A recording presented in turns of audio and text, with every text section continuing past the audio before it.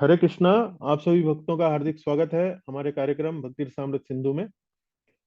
ये एक प्रमुख वैष्णव ग्रंथ है जिसका अंग्रेजी में पुस्तक उपलब्ध है इस्कॉन में नेक्टर ऑफ डिवोशन के नाम से। और ये नेक्टर ऑफ डिवोशन पुस्तक जो है वो हमारे इस्कॉन संस्था के संस्थापक आचार्य एसी भक्तिवेदांत स्वामी श्रील प्रभुपाद जी ने लिखी है। ये वाली जो पुस्तक नेक्टर ऑफ डिवोशन जो उन्होंने लिखी है, ये मूल पुस्तक श्रील रूप गोस्वामी जी द्वारा लिखी गई है। उसका नाम है भक्ति रसामृत सिंधु। तो जब अंग्रेजी की नेक्टर ऑफ डिवोशन का अनुवाद किया गया हिंदी में, तो उसका नाम भी मूल पुस्तक जो है उसी के नाम पर रखा गया, भक्ति रसामृत सिंधु। तो भक्ति रसामृत सिंधु एक तरह से दो पुस्तकें हो गई। एक तो मूल पुस्तक हो गई श्रील रूप गोस्वामी जी द्वारा लिखी गई, और अंग्रेजी पुस्तक नेक्टर ऑफ डिवोशन का जो अनुवाद है उसे भी भक्ति रसामृत सिंधु का नाम दिया गया है। तो हमारा जो यहाँ पर इस कक्षाओं में जिस प्रकार से हम चल रहे हैं, उसमें हमने जो शिला प्रभुपाद जी का जो नेक्टर ऑफ डिवोशन का जो हिंदी अनुवाद है उस पुस्तक के आधार पर हम चल रहे हैं। पर हमने पूरी पूरी सहायता, जो मूल पुस्तक है भक्ति रसामृत सिंधु संस्कृत में जो रूप गोस्वामी जी ने लिखी है, उससे भी हमने पूरी सहायता ली है। और आपको हमारी कक्षाओं में पता लग जाएगा कि जहाँ भी भक्ति रसामृत सिंधु मूल पुस्तक की बात चल रही है तो उसके श्लोकों की संख्या इत्यादि सब हम यहाँ दिखा रहे हैं।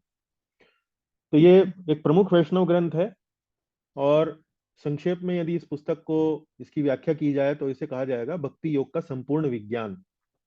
जैसे एक विज्ञान की पुस्तक होती है, फिजिक्स की, केमिस्ट्री की, इसी प्रकार से यदि भक्ति को एक वैज्ञानिक दृष्टिकोण से या विज्ञान के रूप में यदि उसकी व्याख्या की जाए, तो भक्ति रसामृत सिंधु उस प्रकार की पुस्तक है। तो इसको वास्तव में कोई उच्च कोटि का भक्त ही लिख सकता है, और श्रील रूप गोस्वामी जी से श्रेष्ठ भक्त और कौन होगा। तो इन्होंने भक्ति के इस विज्ञान को यहाँ पर बहुत सुंदरता से अपनी पुस्तक भक्ति रसामृत सिंधु में लिखा है, जिसे श्रील प्रभुपाद जी ने अपने सारांश अध्ययन नेक्टर ऑफ डिवोशन में सारांश के रूप में उसको प्रस्तुत किया है। तो आज की हमारी कक्षा जो है वो अध्याय 14 पर आधारित है, और कुल मिलाकर हमारी ये 26वीं कक्षा है। तो आज की कक्षा 14वें अध्याय की जो शीर्षक दिया है प्रभुपाद जी ने अपनी पुस्तक में, वह है भक्ति की पात्रता। भक्ति की पात्रता। और आज हम जिस विषय पर चर्चा करेंगे वो बहुत ही रोचक है।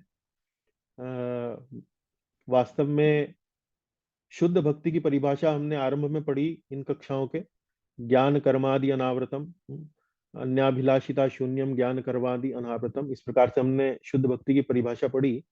तो उसमें हमने परिभाषा में ये तो ध्यान ही लिया कि भाई सकाम कर्म और निर्विशेष ब्रह्म के ज्ञान से ये आवृत नहीं होती है शुद्ध भक्ति। तो उसी प्रकार से आज हम उसकी और गूढ़ता से, बारीकी से व्याख्या यहाँ पर इस कक्षा में करेंगे। तो इस छोटी सी भूमिका के साथ आगे चलते हैं। मंगलाचरण प्रार्थनाओं पर ध्यान देते हैं। ओम अज्ञानतिमिरान्धस्य ज्ञानञ्जनशलाकया चक्षुरुन्मीलितं येन तस्मै श्रीगुरवे नमः। श्रीचैतन्यमनोभीष्टं स्थापितं येन भूतले स्वयं रूपः कदा मह्यं ददाति स्वपदान्तिकं। वन्देऽहं श्रीगुरोः श्रीयुतपदकमलं श्रीगुरून् वैष्णवांश्च श्रीरूपं साग्रजातं सहगण रघुनाथान्वितं तं सजीवं साद्वैतं सावधूतं परिजनसहितं कृष्णचैतन्यदेवं श्रीराधा कृष्णपादान् सगण ललिता श्रीविशाखान्वितांश्च। हे कृष्ण करुणा सिंधो दीनबंधो जगत्पते गोपेश गोपिका कांत राधा कांत नमोस्तुते। तप्त कांचन गौरांगी राधे वृंदावनेश्वरी वृषभानुसुते देवी प्रणमामि हरिप्रिये। वाञ्छाकल्पतरुभ्यश्च कृपा सिन्धुभ्य एव च पतितानां पावनेभ्यो वैष्णवेभ्यो नमो नमः। जय श्री कृष्ण चैतन्य प्रभु नित्यानंद श्री अद्वैत गदाधर श्रीवासादि गौर भक्त वृंद। हरे कृष्ण कृष्ण कृष्ण हरे हरे, हरे राम राम राम हरे हरे। तो पुनः एक बार फिर आप सभी भक्तों का हमारी कक्षा में स्वागत है।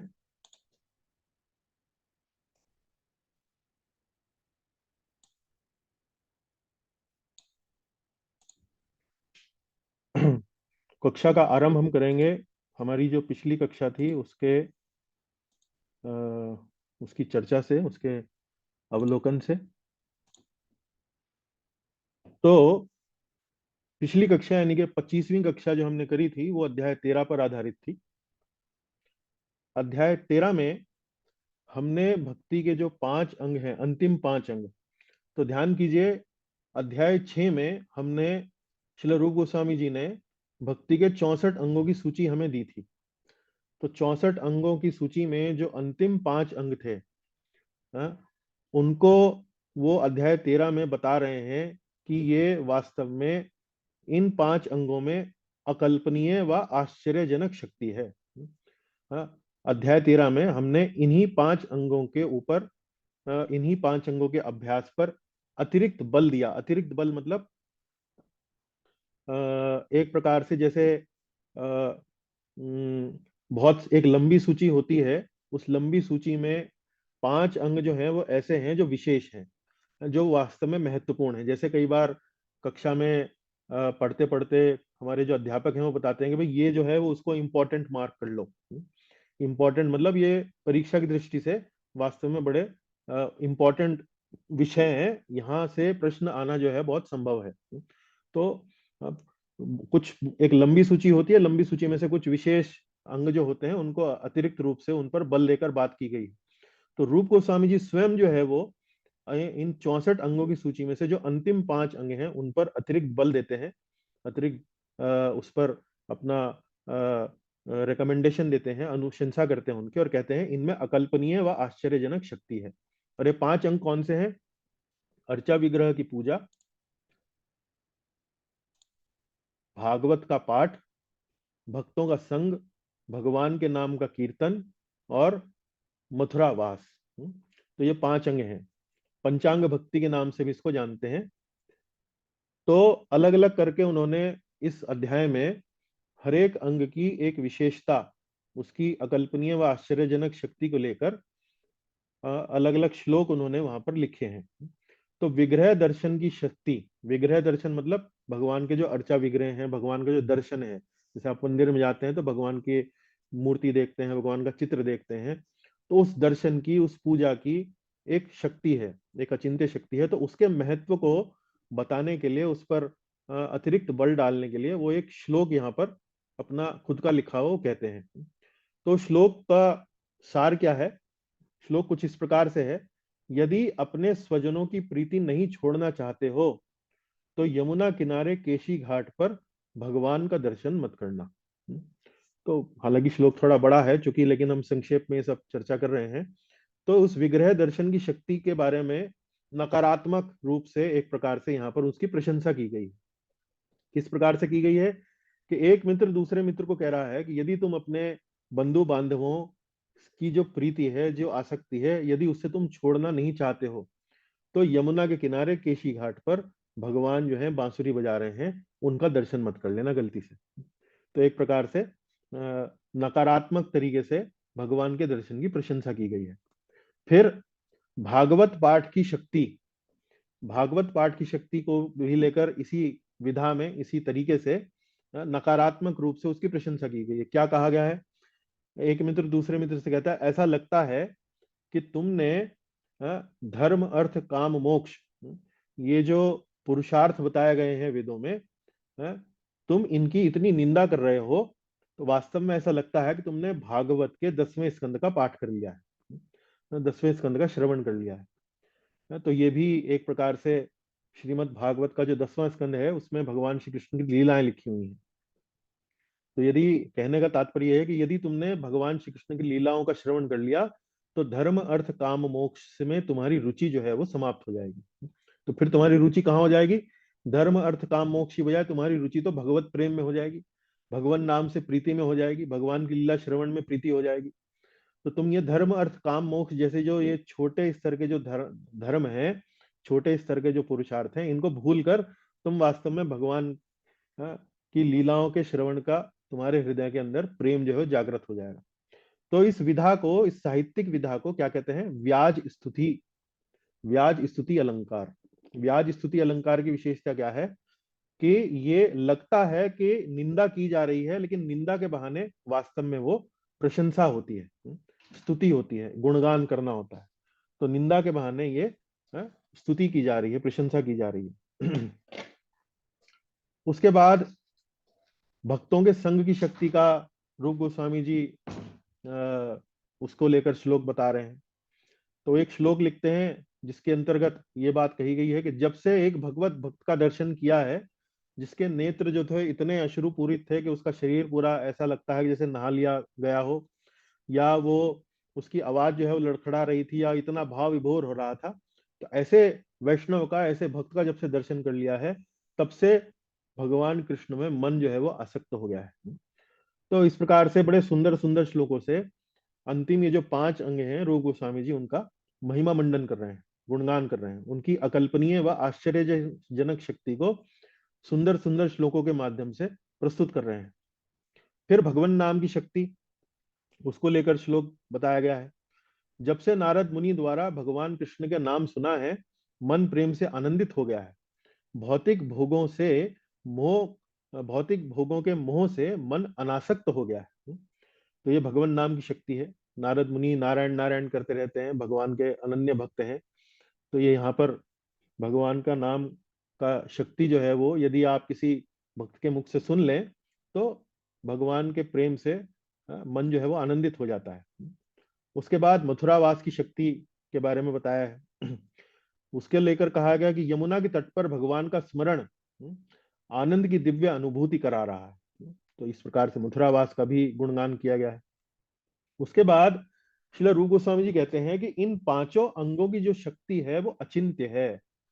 अचिंत्य शब्द का मतलब हमने आपको बताया था, अचिंत्य मतलब चिंता के, चिंतन के परे। चिंतन मतलब जो आपकी हमारी जो छोटी सी जो बुद्धि है, उसमें चिंतन करने की जो शक्ति है, उस चिंतन करने से भी परे, उस चिंतन से भी परे। तो अचिंत्य शक्ति है, इसकी कल्पना भी नहीं कर सकते आपके। ये जो आप कार्यकलाप कर रहे हैं भक्ति के, ये वास्तव में आपको क्या परिणाम देने वाले हैं भविष्य में, इसकी आपको आप चिंतन भी नहीं कर सकते, कल्पना भी नहीं कर सकते। इतना सुंदर, इतना मधुर, इतना दिव्य परिणाम आपको मिल सकता है। और फिर हमने पंचांग भक्ति के अलग अलग अंगों की महिमा गान करते हुए श्रीमद् भागवत से भी भिन्न भिन्न उद्धरण देखे। तो ये उद्धरण जो है वास्तव में प्रभुपाद जी ने जो पुस्तक लिखी है उसमें नहीं दिए गए हैं, लेकिन हमने रूप गोस्वामी जी की जो पुस्तक है भक्ति रसामृत सिंधु, मूल संस्कृत पुस्तक है, उस पर जीव गोस्वामी जी ने जो टीका लिखी है, उस टीका में उन्होंने विशेष रूप से श्रीमद् भागवत से अलग अलग उद्धरण दिए हैं, वो हमने देखे हैं। तो उनको अभी दोहराएंगे नहीं यहाँ पर, वरना बहुत समय लग जाएगा। उसके बाद प्रभुपाद जी अपनी पुस्तक में बताते हैं कि अलग अलग ये जो उद्धरण जो रूप गोस्वामी जी दे रहे हैं अलग अलग शास्त्रों से, भक्ति के अलग अलग अंगों का महिमा मंडन करते हुए, महिमा गान करते हुए उनकी, तो ऐसा लग सकता है कि जैसे कुछ लोगों में लिखा गया है कि यदि आप भगवान का नाम सुन लेंगे तो आपके सारे जन्मों के पाप धुल जाएंगे, आपको मन आनंदित हो जाएगा। इस प्रकार से बहुत अलग अलग प्रकार के वर्णन जो है दिए गए हैं। तो ये वर्णन सुनकर मन में ये भावना आती है कि कहीं ये अतिशयोक्ति तो नहीं है। अतिशयोक्ति मतलब किसी भी वस्तु को बढ़ा चढ़ाकर बढ़ाना, बताना, किसी भी वस्तु को बढ़ा चढ़ाकर बताना। लेकिन प्रभुपाद जी कहते हैं कि अतिशयोक्ति नहीं है, ऐसा संभव है, ऐसा संभव है। कुछ भक्तों के लिए ऐसा वास्तव में हुआ भी है। और मैंने आपको एक उदाहरण भी दिया था, प्रभुपाद जी भी उदाहरण देते हैं पुस्तक में, लेकिन एक उदाहरण जो मैंने आपको दिया था वो था अजामिल। तो अजामिल जो था वो एक ब्राह्मण था जिसको वास्तव में एक वेश्या के संगति में पड़कर वो बड़ा पाप करने लगा था। उसके वेश्या से 10 पुत्र हुए, लेकिन अंतिम जो छोटा पुत्र था उसका नाम नारायण रखा। तो जब उस अजामिल की वृद्धावस्था में जब वो मृत्यु को प्राप्त होने वाला था, तो उसने यमदूतों को देखा अपने सामने, क्योंकि पाप करने वाला व्यक्ति था, तो यमदूत लेने आए। तो यमदूतों को देखकर उसने अपने पुत्र नारायण को पुकारा, नारायण नारायण। तो जैसे ही उसने अपने पुत्र का नाम नारायण, नारायण नाम रखा था, जैसे ही पुकारा, तो यमदूतों के साथ 4 विष्णुदूत वहां प्रकट हो गए। और विष्णुदूतों ने यमदूतों से कहा कि अब तुम इसको लेकर नहीं जा सकते, इसने भगवान का नाम लिया है। तो उसने तो वास्तव में नारायण अपने पुत्र का नाम लिया था, लेकिन चूंकि वो भगवान का नाम है, तो इसलिए वो यमदूतों के पाश से बच गया। तो केवल भगवान का नाम गलती से लेने पर भी गलती से लेने पर भी उसका प्रभाव इतना प्रबल हो सकता है कि आपको यमदूतों के पास से छुटकारा मिल सकता है। तो ऐसा नहीं है कि ये अतिशोक्ति है, ये वास्तव में संभव है और कुछ भक्तों के लिए हुआ है, उन्हें अविलंब परिणाम प्राप्त भी हुए। तो इनको अतिशोक्ति नहीं मानना चाहिए वास्तव में। तो ये मानना चाहिए कि यदि हम वास्तव में इनका भावना से, भक्ति से यदि इनका पालन करते हैं, निष्ठा पूर्वक इन अंगों का पालन करते हैं, तो हमारे लिए परिणाम और भी अच्छे और भी सुंदर हो सकते हैं। तो शास्त्रों से उद्धृत कुछ श्लोकों में भौतिक परिणामों का उल्लेख है। भौतिक परिणामों का उल्लेख मतलब जैसे पाप कर्म से आपको मुक्ति मिल जाएगी, आपको स्वर्ग के द्वार आपके लिए खुल जाएंगे, इस प्रकार से अलग अलग भौतिक परिणाम दिए गए हैं। लेकिन ऐसा प्रभुपाद जी लिखते हैं कि भौतिकतावादी चेतना रखने वाले व्यक्तियों को आकर्षित करने के लिए किया गया है। लेकिन मूल जो इनका जो परिणाम है वो है भाव। आपके हृदय में भगवान के प्रति प्रेम, आपके हृदय में भगवान के प्रति भाव जो है वो उजागर हो सकता है, प्रकट हो सकता है। तो फिर इसके लिए, इस बात को समझने के लिए श्रीमद् भागवत से एक उदाहरण भी दिया हमने कि भगवान भौतिक कामना रखने वालों की भी इच्छा पूर्ण करते हैं। तो कई बार लोग बाग देवी देवताओं की उपासना अपनी भौतिक कामनाओं की पूर्ति के लिए किया करते हैं। लेकिन ये भागवत में जो श्लोक है ये बताता है कि भौतिक कामना रखने वालों की इच्छा भी जो है वो भगवान पूरी करते हैं। लेकिन भगवान वो इच्छा इस प्रकार से पूरी करते हैं कि जो भक्त है उनका, वो भौतिक कामनाओं के चक्कर में ना पड़ जाए। और अंत में भगवान उस ऐसे भक्त को जो उनकी उपासना कर रहा है, पूजा कर रहा है, अपने चरण कमलों में शरण देते हैं। भले ही भक्त जो है ऐसी शरण के लिए कामना ना करता हो, आकांक्षा ना करता हो, लेकिन फिर भी भगवान ऐसे भक्त को अपने चरण कमलों में शरण देते हैं। यह उनकी विशेष अनुकंपा है। तो आप मांग तो उनसे अपने लिए नौकरी रहे हैं, अच्छी पत्नी मांग रहे हैं, अच्छी तनख्वाह मांग रहे हैं, ये मांग रहे हैं, लेकिन भगवान आपको क्या दे रहे हैं? अपने चरण कमलों में शरण भी दे रहे हैं, भले ही आप उसकी कामना नहीं कर रहे हैं। तो ये भगवान की विशेष अनुकंपा है। तो ये श्रीमद् भागवत के श्लोक से हमें पता लगता है। तो इस प्रकार से ये अलग अलग हमने 5 अंगों की जो भक्ति है, बहुत ही इनकी शक्ति जो है बहुत ही अतुलनीय है और इन पर हमें विशेष ध्यान देना चाहिए। इसी के साथ हम अपने वार्षिक तीर्थ यात्रा कार्यक्रम के बारे में आपको छोटा सा अपडेट देना चाहेंगे।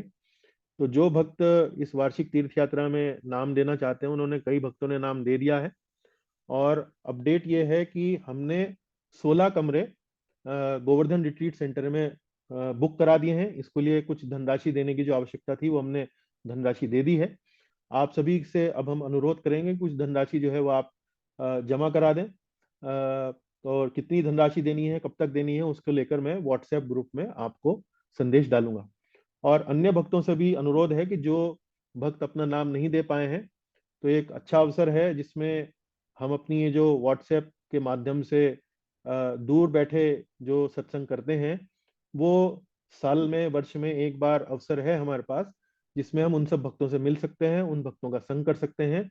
और हमने विशेष रूप से कुछ और भक्तों को भी इसमें आमंत्रित किया है, जो आपके लिए कीर्तन इत्यादि का कार्यक्रम रखेंगे। तो 2, ढाई, 3 दिन का एक छोटा सा कार्यक्रम आप ही की सेवा के लिए है, इसका पूरा पूरा लाभ लें। तो ये गोवर्धन रिट्रीट सेंटर गोवर्धन पर्वत के निकट है, एकदम 500 मीटर दूर। और अच्छी सुविधा वहां पर है, आधुनिक रहन सहन के हिसाब से जो भी आपको सुविधा वहां पर चाहिए वो सब है। एयर कंडीशन कमरे हैं, भोजन की भी वहां पर उपयुक्त व्यवस्था है, काफी बड़ा हॉल है जहां पर आप बैठकर आराम से भोजन भी कर सकते हैं, भोजन बनाकर भी वो आपके लिए दे सकते हैं। स्वच्छ पीने का जल है, स्नान घर भी जुड़ा हुआ है कमरे के साथ, नहाने के लिए गर्म पानी, गीजर इत्यादि सब कुछ है वहां पर। तो इस प्रकार से हमने ये कार्यक्रम रखा है 11 अप्रैल से लेकर 14 अप्रैल तक। और कुल प्रति व्यक्ति जो खर्च है केवल 7,000 रुपये है, जिसमें आपका रहने का खर्च, भोजन का खर्च, और वहाँ जो सत्संग इत्यादि कार्यक्रमों के लिए जो हमने सत्संग हॉल की व्यवस्था की है, और कुछ भक्तों को जो हमने आमंत्रित किया है कीर्तन इत्यादि करने के लिए, उन सबका खर्च भी इसमें सम्मिलित है। तो चित्र देख लीजिए आप, ये गोवर्धन रिट्रीट सेंटर देखिए, सामने काफी बड़ा हॉल है, ये कमरों का चित्र है। 2 सिंगल बेड, डबल रूम जिनको बोलते हैं, वो यहाँ पर दिया गया है। तो ये कार्यक्रम इस प्रकार रहेगा। शुक्रवार 11 अप्रैल से 4 बजे शाम को कार्यक्रम हम आरंभ कर देंगे। तो मेरा आग्रह है कि आप लोग 11 बजे तक, सुबह 11 बजे तक वहां पहुंच जाएं, भोजन ले लें, अपना कमरा बुक कर लें, कमरे में अपना सामान रख लें, स्वच्छ हो लें, नहाना धोना यदि हो, आप थके हुए हो तो नहा धो के आराम कर कर आप उपलब्ध हो जाएं। और फिर शाम 4 बजे से लेकर 7-8 बजे तक हम वैष्णव सदाचार पर सेमिनार से कार्यक्रम आरंभ करेंगे। और इस प्रकार से अलग अलग कार्यक्रम हैं। शनिवार, रविवार, सोमवार को। सोमवार को अंतिम दिन जो है वो गोवर्धन पर्वत की परिक्रमा करने का भी आयोजन किया जाएगा। और जो भक्त परिक्रमा में भाग लेना चाहते हैं, पैदल परिक्रमा करना चाहते हैं, पैदल कर सकते हैं। रिक्शा के माध्यम से करना चाहते हैं, ई रिक्शा के माध्यम से करना चाहते हैं, तो वैसे भी कर सकते हैं। तो उसी हिसाब से आप मुझे सूचित कर दें और उसी हिसाब से आपका सोमवार के दिन कार्यक्रम निश्चित किया जाएगा। यदि आप पैदल करना चाह रहे हैं, आपको एक दिन और रुकना है, तो उसी हिसाब से कमरे की व्यवस्था एक दिन और बढ़ाई जा सकती है। तो ये संक्षेप में हमारा कार्यक्रम है। तब हम आते हैं आज की कक्षा पर। आज की कक्षा में अध्याय 14 पर हम चर्चा करने वाले हैं। तो अध्याय 14 का जो शीर्षक प्रभुपाद जी ने रखा है वो है भक्ति की पात्रता। भक्ति की पात्रता। तो भक्ति की पात्रता मतलब भक्ति करने के लिए किस पात्रता की आवश्यकता है, तो इसके बारे में हम पहले के अध्यायों में चर्चा कर चुके हैं। भक्ति करने के लिए आपको मात्र और मात्र भगवान के प्रति, भगवान की कथाओं के प्रति थोड़ी सी श्रद्धा होनी चाहिए। केवल इतनी पात्रता की आवश्यकता है। लेकिन मुख्य विषय जो इस अध्याय में जिसकी चर्चा की गई है, जिसको मैंने यहाँ पर स्लाइड में अपने शीर्षक के रूप में दिया है, उसके बारे में चर्चा की गई है। शास्त्रों के प्रमुख सिद्धांत जो भक्ति का अंग नहीं है। शास्त्रों के वे प्रमुख सिद्धांत जो भक्ति का अंग नहीं है। अब देखिए, समझने का प्रयास कीजिए। श्रील रूप गोस्वामी जी ने अध्याय 6 में 64 भक्ति के अंगों का वर्णन किया और अध्याय 6 से लेकर अध्याय 13 तक हमने इन 64 अंगों के बारे में विस्तार से चर्चा करी। अंतिम 5 अंगों में और अधिक विस्तार से चर्चा हमने पिछली कक्षा में करी। अब श्रील रूप गोस्वामी जी जो हैं, ये जो 64 अंगों पर, ये जो अलग अलग भक्ति के अंग जो हैं, वैदिक भक्ति के जो अंग हैं, उस पर चर्चा जो है अब समापन की ओर ले जा रहे हैं। उसको धीरे धीरे समाप्त कर रहे हैं। तो समाप्त करने से पहले अब वो एक बात हमारे लिए विशेष रूप से यहाँ पर प्रस्तुत करना चाह रहे हैं। वो कह रहे हैं कि हमने 64 अंगों की सूची आपको दी है, रूप गोस्वामी जी कह रहे हैं, लेकिन इनमें से कुछ अंग ऐसे हैं, कुछ सिद्धांत ऐसे हैं जो शास्त्रों में दिए गए हैं। जैसे कि वैदिक शास्त्रों में कुछ सिद्धांत ऐसे हैं जो वैदिक शास्त्रों में हैं, लेकिन हमने उनको भक्ति के 64 अंगों में सम्मिलित नहीं किया है। 64 अंगों में सम्मिलित नहीं किया है। तो वो 64 अंगों में जो अंग जो शास्त्रों में तो दिए हैं, लेकिन हमने अपनी सूची में उनको शामिल नहीं किया है, वे अंग कौन कौन से? तो वो कौन से हैं? देखिए, वर्णाश्रम नहीं है। वर्णाश्रम का पालन जो है करना, वो भक्ति का सिद्धांत नहीं है, या भक्ति के 64 अंगों में रूप गोस्वामी जी नहीं रखते हैं। उसके अलावा ज्ञान, ज्ञान मतलब निर्विशेष ब्रह्म का ज्ञान। और उसके अलावा वैराग्य। तो ज्ञान, निर्विशेष ब्रह्म का ज्ञान, तो वास्तव में हमने जब उत्तम भक्ति की, शुद्ध भक्ति की परिभाषा पढ़ी थी, तो उसी में ही आता है ज्ञान कर्मादि अनावृतम, अन्याभिलाषिता शून्यम ज्ञान कर्मादि अनावृतम। लेकिन यहाँ पर पुनः एक बार उसको दोहराया गया है और चर्चा जो है वो एक नए दृष्टिकोण से यहाँ पर रूप गोस्वामी जी करते हैं कि ज्ञान जो है वास्तव में भक्ति का अंग क्यों नहीं है। उसका एक विश्लेषण जो है बहुत सुंदर तरीके से वो करते हैं यहाँ पर। और वैराग्य, वैराग्य मतलब क्या है? वस्तुओं से निषेध। कि भाई मैं ये वस्तु नहीं, अपना मैं कोई गाड़ी नहीं लूंगा, मैं कोई बंगला नहीं लूंगा, मैं कोई बहुत साधारण, इस प्रकार से वस्तुओं का त्याग जिसे बोलते हैं ना, परित्याग करना, उसे वैराग्य बोलते हैं। तो वर्णाश्रम, ज्ञान और वैराग्य, आपने 64 अंगों में इनका नाम नहीं सुना होगा। ना वर्णाश्रम वहां पर वर्णित है, ना ज्ञान वर्णित है, ना वैराग्य के बारे में कोई वर्णन। तो ये 64 अंगों की सूची में नहीं है। उसके अलावा धन का उपयोग करते हुए भक्ति करना। तो धन का उपयोग करके मान लीजिए आप किसी मंदिर में दान इत्यादि देते हैं, तो वो भी कोई भक्ति का अंग जो है उसको नहीं बताया गया है। इसी प्रकार से शिष्य के द्वारा, मान लीजिए आपके शिष्य आपने बनाए हैं और वो भक्ति कर रहे हैं, तो वो भी आप उसको भक्ति का अंग नहीं मानते हैं। और विवेक, विवेक मतलब अच्छे और बुरे में अंतर करने की शक्ति। और इसके अतिरिक्त और भी सद्गुण होते हैं मनुष्य के भीतर, जैसे अहिंसा का गुण है, सत्य बोलने का गुण है।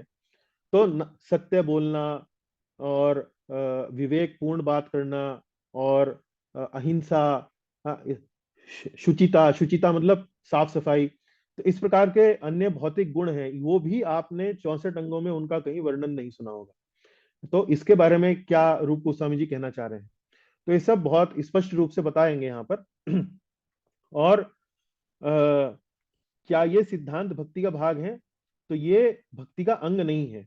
और यदि नहीं है ये भक्ति का अंग, तो वास्तव में भक्ति से इनका क्या संबंध है, क्या ये आवश्यक है, क्या ये आवश्यक नहीं है, क्या भक्ति में सहायक है नहीं है, ये सब चर्चा जो है वास्तव में इस अध्याय में रूप गोस्वामी जी कर रहे हैं। और वास्तव में ये जो चर्चा है, ये जो पिछला अध्याय हमने पढ़ा, अध्याय 13, उसमें अंतिम जो दो अनुच्छेद हैं, जो अंतिम जो दो पैराग्राफ है, पैराग्राफ नंबर 12 और पैराग्राफ नंबर 13, तो ये चर्चा वास्तव में अध्याय 13 में ही शुरू हो जाती है। लेकिन वास्तव में ये जो एक प्रकार से जो विषय है, ये अध्याय 14 से मिलता जुलता विषय है। तो इसलिए हमने आपको ये जो बातें हैं, ये अध्याय 13 की कक्षा में हमने आपको नहीं बताई हैं, बल्कि हम उन दो अनुच्छेदों को यहाँ अध्याय 14 की जो हम यहाँ पर चर्चा कर रहे हैं, उसमें हम आपको बताएंगे। तो ये छोटा सा एक प्रकार से अध्याय 14 की भूमिका हमने आपको यहाँ बनाई है। अब आगे चलते हैं। तो हमने पहले क्या देखा, वर्णाश्रम, फिर हमने देखा ज्ञान वैराग्य, और उसके बाद हमने देखा धन, शिष्य बनाना, विवेक इत्यादि अन्य जो भौतिक सद्गुण हैं उनके बारे में चर्चा है। तो एक एक करके हम लेंगे। सबसे पहले हम चर्चा करेंगे कि वर्णाश्रम भक्ति का अंग नहीं है। वर्णाश्रम एक वैदिक सिद्धांत है, एक उपयोगी सिद्धांत है, लेकिन जो शुद्ध भक्ति, जो वैदिक भक्ति के जो अंग रूप गोस्वामी जी ने दिए हैं, उसका अंग नहीं है। तो वर्णाश्रम भक्ति का अंग नहीं है। इस विषय पर अभी थोड़ी सी चर्चा हम आपके लिए करेंगे। वर्ण और आश्रम के विहित कर्म क्या होते हैं। तो जब हम वर्ण और आश्रम की बात करते हैं, तो वर्ण आश्रम में विहित कर्म कुछ बताए गए हैं। विहित कर्म, तो विहित कर्म कौन से हैं? विहित कर्म मतलब करने योग्य कार्य। तो विहित कर्मों का जो परिभाषा दी गई है, वो इस प्रकार से दी गई है: वे धार्मिक अनुष्ठान जिनका प्रयोजन आर्थिक विकास, इंद्रिय तृप्ति तथा मुक्ति के लिए किया जाता है। आर्थिक विकास मतलब अर्थ, इंद्रिय तृप्ति अर्थात काम, और मुक्ति अर्थात मोक्ष। तो वे धार्मिक अनुष्ठान, तो यहाँ धर्म आ गया। तो वर्ण और आश्रम में कुछ ऐसे कर्म बताए गए हैं जो हम करते हैं, तो वो वास्तव में हमारे इंद्रिय तृप्ति के लिए, हमारी आर्थिक विकास के लिए, हमारे मोक्ष के लिए वो उपयोगी होते हैं। इनको संक्षेप में आप कह सकते हैं नित्य कर्म और नैमित्तिक कर्म। नित्य कर्म और नैमित्तिक कर्म। तो वर्णाश्रम व्यवस्था में नित्य कर्म और नैमित्तिक कर्म प्रकार के दो श्रेणी के कर्म जो हैं वो बताए गए हैं, जिनको करना एक प्रकार से जो वर्णाश्रम धर्म का पालन करते हैं उनके लिए अनिवार्य है। अब नित्य कर्म का उदाहरण क्या है? नित्य कर्म का उदाहरण है कि भाई जैसे आपको संध्या में शाम को संध्या वंदन करनी है, तो ये नित्य कर्म है। मतलब आपको हर रोज नियम पूर्वक आपको संध्या वंदन करना है, ये वर्णाश्रम का एक नित्य कर्म है। और नैमित्तिक कर्म, नैमित्तिक कर्म मतलब जैसे एक प्रकार से श्राद्ध, अपने बुजुर्गों का श्राद्ध करना। तो ये नैमित्तिक कर्म जो है वो हर रोज तो नहीं होते हैं, लेकिन जब उसका विशेष समय होता है, जब इस प्रकार का अवसर आता है, तो ये नैमित्तिक कर्म, श्राद्ध करना। तो ये वर्णाश्रम व्यवस्था के अंतर्गत बताए गए विहित कर्म है। विहित कर्म मतलब प्रेस्क्राइब ड्यूटीज, मतलब करने योग्य कार्य, जिनको किया जाना चाहिए वर्णाश्रम का, यदि आप पालन कर रहे हैं तो वे धार्मिक अनुष्ठान जिनका प्रयोजन आर्थिक विकास, इंद्रिय तृप्ति तथा मुक्ति के अंतर्गत किया जाता है। इसी तरह, इसी प्रकार से नैमित्तिक कर्म के श्रेणी में एक और उदाहरण दिया जा सकता है, जैसे विवाह संस्कार। विवाह संस्कार, तो विवाह संस्कार व्यक्ति जैसे कर्म को भक्ति के 64 अंगों में स्थान नहीं दिया है, क्योंकि ये वर्णाश्रम से संबंधित है। लेकिन भक्ति के अंगों में ना संध्या वंदन के बारे में कहा गया है, ना श्राद्ध के बारे में कहा गया है, इसी प्रकार से ना विवाह के बारे में कहा गया है। तो ये भक्ति का अंग नहीं है कि यदि कोई व्यक्ति विवाह कर रहा है तो वो कोई भक्ति का अंग का प्रतिपादन कर रहा है, ऐसा नहीं है। तो विवाह को 64 अंगों में स्थान नहीं दिया गया। तो स्वयं को पतन से बचाने के लिए विवाह किया जा सकता है। पतन से बचाने के लिए अर्थात विपरीत लिंग के प्रति जो आकर्षण होता है, कई बार वो हमारे पतन का कारण भी बनता है।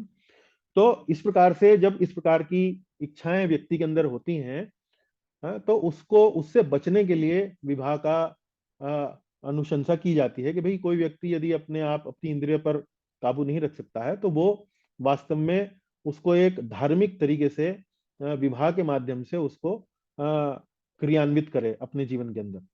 तो स्वयं को पतन से बचाने के लिए विवाह किया जा सकता है और उस स्तर से ऊपर उठा जा सकता है। उस स्तर से मतलब हमारे अंदर जो इस प्रकार के विपरीत लिंग के प्रति जो आकर्षण का भाव है, तो विवाह के माध्यम से हम उसे संतुष्ट कर सकते हैं और फिर उसको संतुष्ट करते हुए धीरे धीरे अपनी चेतना को उस आकर्षण से ऊपर उठा सकते हैं। तो विवाह का प्रयोजन ये नहीं है कि हम विपरीत लिंग के आकर्षण में बंध जाएं, वो उसका उद्देश्य नहीं है। उसका उद्देश्य ये है कि आप उसे एक धार्मिक ढंग से यदि आप उसे संतुष्ट करें और फिर धीरे धीरे पति और पत्नी मिलकर अपनी चेतना को उस आकर्षण के मोह जाल से अपने आप को ऊपर उठाएं। तो ये उसका वास्तव में प्रयोजन है। तो वास्तव में विवाह का उद्देश्य शुद्धिकरण है। और यदि विवाह का उद्देश्य शुद्धिकरण है और भगवान के प्रति शुद्ध समर्पण है, तभी केवल केवल उसी परिस्थिति में विवाह को भक्ति का एक सहायक अंग माना जा सकता है। तो विवाह यदि आपने इस भावना से किया है, या विवाह के प्रति आपका जो चेतना है, आपका जो भाव है, वो यह है कि ये तो मेरे शुद्धिकरण के लिए है, और ये वास्तव में मैं अपनी पत्नी के साथ, या पत्नी सोचे कि मैं अपने पति के साथ वास्तव में इस आश्रम में इसलिए आई हूं या इसलिए आया हूं ताकि मैं भगवान की सेवा अपने पति के साथ मिलकर, पति सोच रहा है अपनी पत्नी के साथ मिलकर है भगवान की सेवा अच्छे से अच्छे कर सकूं, और दोनों एक दूसरे की सहायता करें इस कार्य में, और धीरे धीरे अपनी चेतना को शुद्ध बनाएं, अपनी चेतना को ऊपर उठाएं। तो यदि आपकी मनोभावना इस प्रकार की है, तभी ऐसे विवाह को एक प्रकार से भक्ति का सहायक अंग माना जा सकता है। अन्यथा ये मात्र एक वर्णाश्रम का नैमित्तिक कर्म है जो हम करते हैं ताकि हम अपने आप को पतन से बचा सकें, और धीरे धीरे इस प्रकार से विवाह गृहस्थ आश्रम में प्रवेश करके वर्णाश्रम के नित्य और नैमित्तिक कर्म करते करते धीरे धीरे अपनी चेतना को शुद्ध बना सकें और धीरे धीरे उसको भगवत भक्ति की ओर ले जा सकें। तो ये एक प्रकार से वर्णाश्रम के बारे में चर्चा कर रहे हैं कि वास्तव में वर्णाश्रम के जो नित्य और नैमित्तिक कर्म हैं वो वास्तव में भक्ति का अंग नहीं माने जाते हैं। अब उसी चर्चा को थोड़ा सा आगे बढ़ाएंगे। निधि माता जी कृपा करके यहाँ से पढ़ना शुरू करें, एक एक बिंदु जी। भक्ति की समझ रखने वालों का सर्वसम्मत मत यह है कि कर्म, वर्णाश्रम, कर्तव्य भक्ति का अंग नहीं है।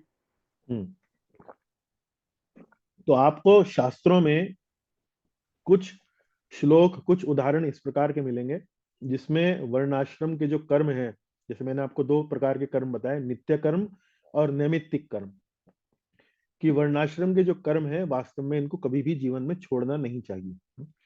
लेकिन उन्हीं शास्त्रों में यह भी बताया गया है कि यदि किसी व्यक्ति का भगवान की कथा में अनुराग उत्पन्न हो जाए, भगवान की कथा के प्रति आकर्षण हो जाए, तो फिर उसको वर्णाश्रम धर्म निभाने की आवश्यकता नहीं रह जाती। दोनों ही बातें लिखी हैं। तो जो वास्तव में शुद्ध भक्ति की समझ रखते हैं, शुद्ध भक्ति के विज्ञान में जो पटु हैं, ऐसे भक्तों का सर्वसम्मत मत यह है, सर्वसम्मत कंसेंसस, सर्वसम्मत मत यह है कि ये जो वर्णाश्रम के जो नित्य और नैमित्तिक कर्म है, ये भक्ति का अंग नहीं है, ये भक्ति का अंग नहीं है। इसी बात को अध्याय 13 के आप देखेंगे कि अनुच्छेद संख्या 11 में ये बताए गए हैं। माफ कीजिए, अनुच्छेद संख्या 12 में बताए गए हैं। तो पढ़िए माता जी, दूसरा बिंदु पढ़िए। श्रील प्रभुपाद रामानंद राय तथा चैतन्य महाप्रभु के संवाद को उद्धृत करते हैं। शास्त्र से वह श्लोक बताएं जो जीवन के परम लक्ष्य के बारे में बताता हो। महाप्रभु रामानंद राय के वर्णाश्रम उत्तर को अस्वीकार कर देते हैं। तो हम जैसे ये बता रहे हैं आपको कि वर्णाश्रम के जो कर्तव्य हैं, जो कार्य हैं, वो शुद्ध भक्ति का अंग नहीं है। इसको बताने के लिए, इसको समझाने के लिए प्रभुपाद जी यहाँ पर एक उदाहरण दे रहे हैं। चैतन्य महाप्रभु और रामानंद राय के बीच में एक संवाद हुआ था। तो रामानंद राय जो है वो भगवान के भक्त हैं। चैतन्य महाप्रभु तो वास्तव में साक्षात भगवान कृष्ण ही है। तो उनके बीच में एक संवाद जो है वो चल रहा था, जिसमें चैतन्य महाप्रभु ने रामानंद राय से ये प्रश्न पूछा कि शास्त्रों से वह श्लोक बताएं जो ये समझाता हो कि जीवन का परम लक्ष्य क्या है। वो एक बात जिससे हमें ये पता लग जाए शास्त्रों से कि जीवन का ये परम लक्ष्य है। तो रामानंद राय जो हैं वो चैतन्य महाप्रभु को उत्तर देना शुरू करते हैं, अलग अलग उत्तर देते हैं। तो उसमें से एक उत्तर उनका ये होता है कि वो कहते हैं कि वर्णाश्रम वास्तव में जीवन का परम लक्ष्य है। तो चैतन्य महाप्रभु रामानंद राय के इस उत्तर को अस्वीकार कर देते हैं। नहीं नहीं, वर्णाश्रम जीवन का परम लक्ष्य नहीं है। वर्णाश्रम जीवन का परम लक्ष्य नहीं है। तो ये हम उस चर्चा के विस्तार में नहीं जाएंगे, क्योंकि हमारा उद्देश्य कुछ और है। बताने का तात्पर्य प्रभुपाद जी का ये है कि जीवन का परम लक्ष्य वास्तव में वर्णाश्रम नहीं है। जीवन का परम लक्ष्य वास्तव में भगवान की शुद्ध भक्ति है। उसको समझाने के लिए यहाँ पर रामानंद राय और चैतन्य महाप्रभु के संवाद का यहाँ पर उदाहरण दिया गया है। ठीक है। उसके अलावा भगवत गीता के 18वें अध्याय का जो 66वां श्लोक है, किसी को ध्यान है 66वां श्लोक कौन सा है? निधि माता जी, आपको ध्यान है? सर्वधर्मान परित्यज्य हाँ, मामेकम शरणम व्रज। सर्वधर्मान परित्यज्य मामेकम शरणम व्रज। तो 18वें अध्याय के 66वें श्लोक में भगवान कहते हैं सर्वधर्मान परित्यज्य, सभी धर्मों का परित्याग करो और केवल मेरी शरण में आओ। तो ये श्लोक भगवान 18वें अध्याय के 66वें श्लोक में कहते हैं। लेकिन यदि आप ध्यान दें तो वही भगवान जो है वो भगवत गीता के चौथे अध्याय में कुछ और कहते हैं कि धर्म की संस्थापना करने के लिए मैं युगों युगों में मैं अवतार लेता हूँ। संभवामी युगे युगे, धर्म संस्थापनार्थाय संभवामी युगे युगे। तो वही भगवान जो धर्म की स्थापना करने के लिए युग युग में अवतार लेते हैं, वही भगवान श्री कृष्ण उसी भगवत गीता के 18वें अध्याय के 66वें श्लोक में कह रहे हैं कि सभी धर्मों का परित्याग करो, केवल मेरी शरण में आओ। तो एक जगह धर्म की स्थापना की बात करते हैं, एक जगह धर्म के परित्याग की बात करते हैं। तो ये क्या है? ये विरोधाभासी लगता है, लेकिन वास्तव में विरोधाभासी है नहीं। तो जिस धर्म की संस्थापना की बात वो चौथे अध्याय में करते हैं वो है वर्णाश्रम धर्म, वो है वर्णाश्रम धर्म। और जिस धर्म की परित्याग की बात वो करते हैं वो वर्णाश्रम धर्म है, लेकिन फिर केवल शरण में आओ, वो किसकी बात कर रहे हैं? वो कह रहे हैं कि ये वास्तव में शुद्ध भक्ति की बात कर रहे हैं। तो शुद्ध भक्ति को अपनाओ और बाकी सभी धर्मों का त्याग करो। तो ये वास्तव में भगवान ये कह रहे हैं कि वर्णाश्रम धर्म की अपनी एक उपयोगिता है, उससे समाज में सुख शांति होती है, और ऐसे ही सुख शांति वाले समाज में भक्ति का जो कार्यक्रम है वो चल सकता है। और जब भक्ति का कार्यक्रम सुचारू रूप से चलेगा तभी जो जीव है वो वास्तव में मुझ तक पहुंच सकेगा। तो अंततोगत्वा वास्तव में वर्णाश्रम का उद्देश्य क्या है? वर्णाश्रम का उद्देश्य शुद्ध भक्ति ही है। वर्णाश्रम वास्तव में अपने आप में जीवन का उद्देश्य नहीं है। वर्णाश्रम करने के साथ साथ जीव को वास्तव में अपने आप को शुद्ध भक्ति के स्तर तक उठाना होता है। तो कहने का तात्पर्य यह है कि वर्णाश्रम शुद्ध भक्ति का अंग नहीं है, वरन वर्णाश्रम के माध्यम से हम वास्तव में शुद्ध भक्ति करने में हमें सहायता मिलती है। शुद्ध भक्ति में ये सहायक होता है। इस तरह से आप इसको समझ सकते हैं। आगे चलते हैं।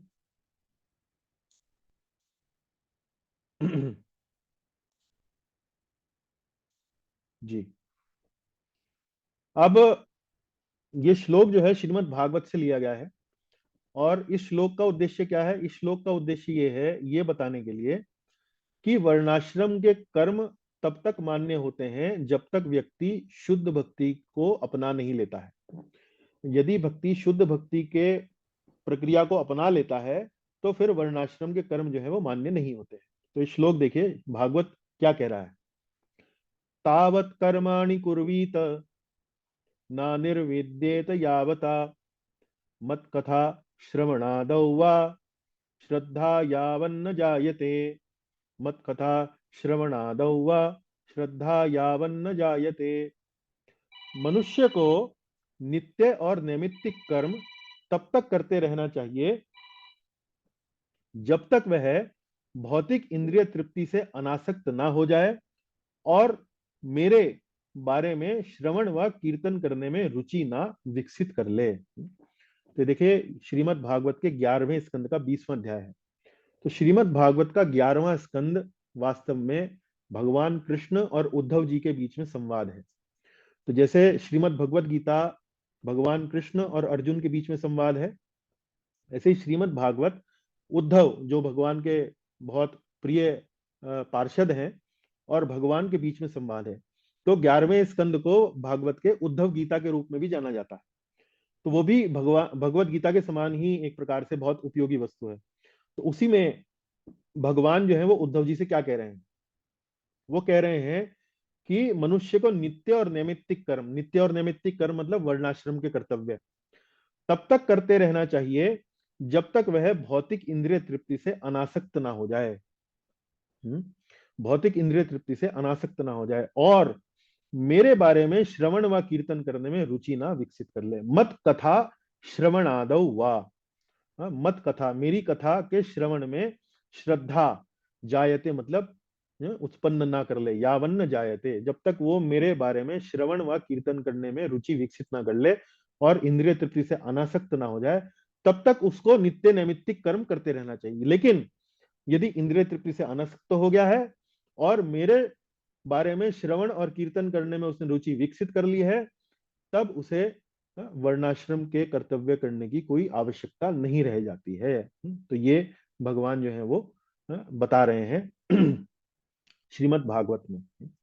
तो ये देखिए, ये जो चर्चा हमने करी यहाँ पर, ये अध्याय 13 उसके जो अंतिम 2 अनुच्छेद थे, अंतिम जो 2 पैराग्राफ थे, उनमें ये चर्चा की गई है।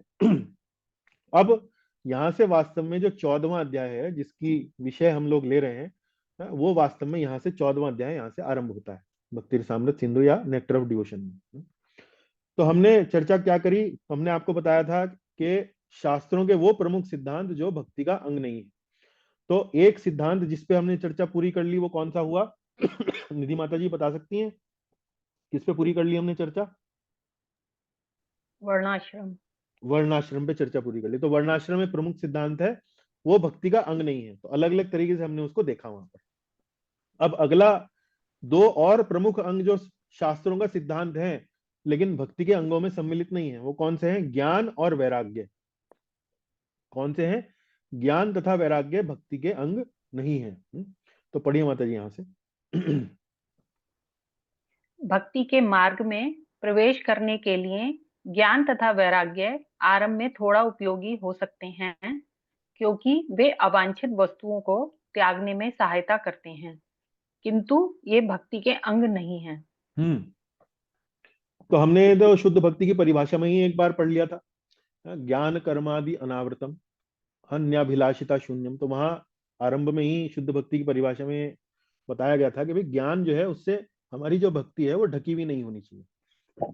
तो यहाँ पर भी बताया गया है कि भक्ति के मार्ग में प्रवेश करने के लिए ज्ञान तथा वैराग्य आरंभ में थोड़ा उपयोगी हो सकते हैं, क्योंकि ये अवांछित वस्तुओं का त्याग करने के में सहायता करते हैं, किंतु ये भक्ति के अंग नहीं है। तो जैसे कई बार जो लोग भक्ति में नए नए आते हैं तो हम उनसे कहते हैं कि भाई 4 नियमों का पालन करना पड़ेगा। 4 नियमों का पालन कौन सा? कोई भी मांसाहार नहीं, कोई भी नशा नहीं, जुआ नहीं है, कोई भी पर स्त्री पुरुष गमन नहीं करना है। तो ये हम बोलते हैं उनको कि भाई ये 4 नियमों का पालन करो। उसके बाद फिर हम उन्हें बताते हैं कि भाई तुम शरीर नहीं हो, तुम आत्मा हो। तुम वास्तव में ये हाड़ मांस का जल अग्नि पृथ्वी वायु आकाश से बना शरीर नहीं हो, तुम तो वास्तव में एक आध्यात्मिक चेतना का कण हो। तो इस शरीर से वास्तव में अपनी आसक्ति जो है उसको थोड़ा सा कम करो। तो वैराग्य मतलब जब हम ये 4 निषेध बताते हैं तो एक प्रकार से वैराग्य उसको बताते हैं कि भाई इसे छोड़ो, ये जो पापाचार के जो कार्य हैं इनको छोड़ो। और फिर ज्ञान, ज्ञान मतलब उसको ये ज्ञान देने का प्रयास करते हैं कि तुम वास्तव में शरीर नहीं हो, तुम वास्तव में एक आध्यात्मिक चेतना का कण हो, आत्मा हो। तो उससे हम उसका शरीर से थोड़ा सा, उस ज्ञान के माध्यम से शरीर से उसकी आसक्ति जो है थोड़ा सा कम करने का प्रयास करते हैं। तो इस ज्ञान से और इस प्रकार से वैराग्य से, उन चार बातों का निषेध करने से भक्ति के आरंभ में उसको सहायता मिलती है। लेकिन क्या यही भक्ति का लक्ष्य है? ये भक्ति का लक्ष्य नहीं है। तो ये ज्ञान तथा वैराग्य जो है भक्ति के मार्ग में प्रवेश करने में आरंभ में उपयोगी हो सकते हैं, लेकिन वास्तव में ये भक्ति के अंग नहीं है। आपने देखा होगा कि 64 अंग जो हमने आपको बताए, उसमें कहीं हमने आपसे ये नहीं कहा कि भाई वेजिटेरियन आपको बनना है, या हमने आपको ये नहीं कहा कि भाई आपको जुआ नहीं खेलना है, वो भक्ति का अंग है। या हमने ये नहीं कहा कि आपको एक प्रकार से पराई स्त्री पुरुष गमन नहीं करना है, या नशा नहीं करना, ये भक्ति के कहीं अंग में किसी सूची में नहीं है। तो लेकिन तो इस प्रकार का ज्ञान और वैराग्य आरंभ में भक्ति में सहायक हो सकता है, लेकिन वास्तव में भक्ति का अंग नहीं है। क्यों? क्योंकि इस प्रकार के ज्ञान से और वैराग्य से अवांछित वस्तुओं को त्यागने में सहायता मिलती है, लेकिन लंबे समय तक हम ज्ञान वैराग्य का धोती पकड़ के नहीं चलते हैं। हम वास्तव में लंबे समय में भक्ति के जो अंग हैं उन्हीं को ही पकड़कर चलते हैं। अच्छा, पढ़िए यहां से माता जी। यहाँ ज्ञान शब्द का अर्थ ब्रह्म ज्ञान है, जिसकी 3 अवस्थाएं होती हैं। हम्म जीव पदार्थ का ज्ञान त्वम, ब्रह्म पदार्थ का ज्ञान तत्, उनकी तदात्म्यता का ज्ञान तत्त्वम असि। हम्म तो थोड़ा सा जानने में, पढ़ने में थोड़ा सा कठिन लग सकता है, लेकिन सरल है। तो तत्त्वम असि ये वास्तव में वैदिक एक सूत्र है। तत्त्वम असि, तत्त्वम असि।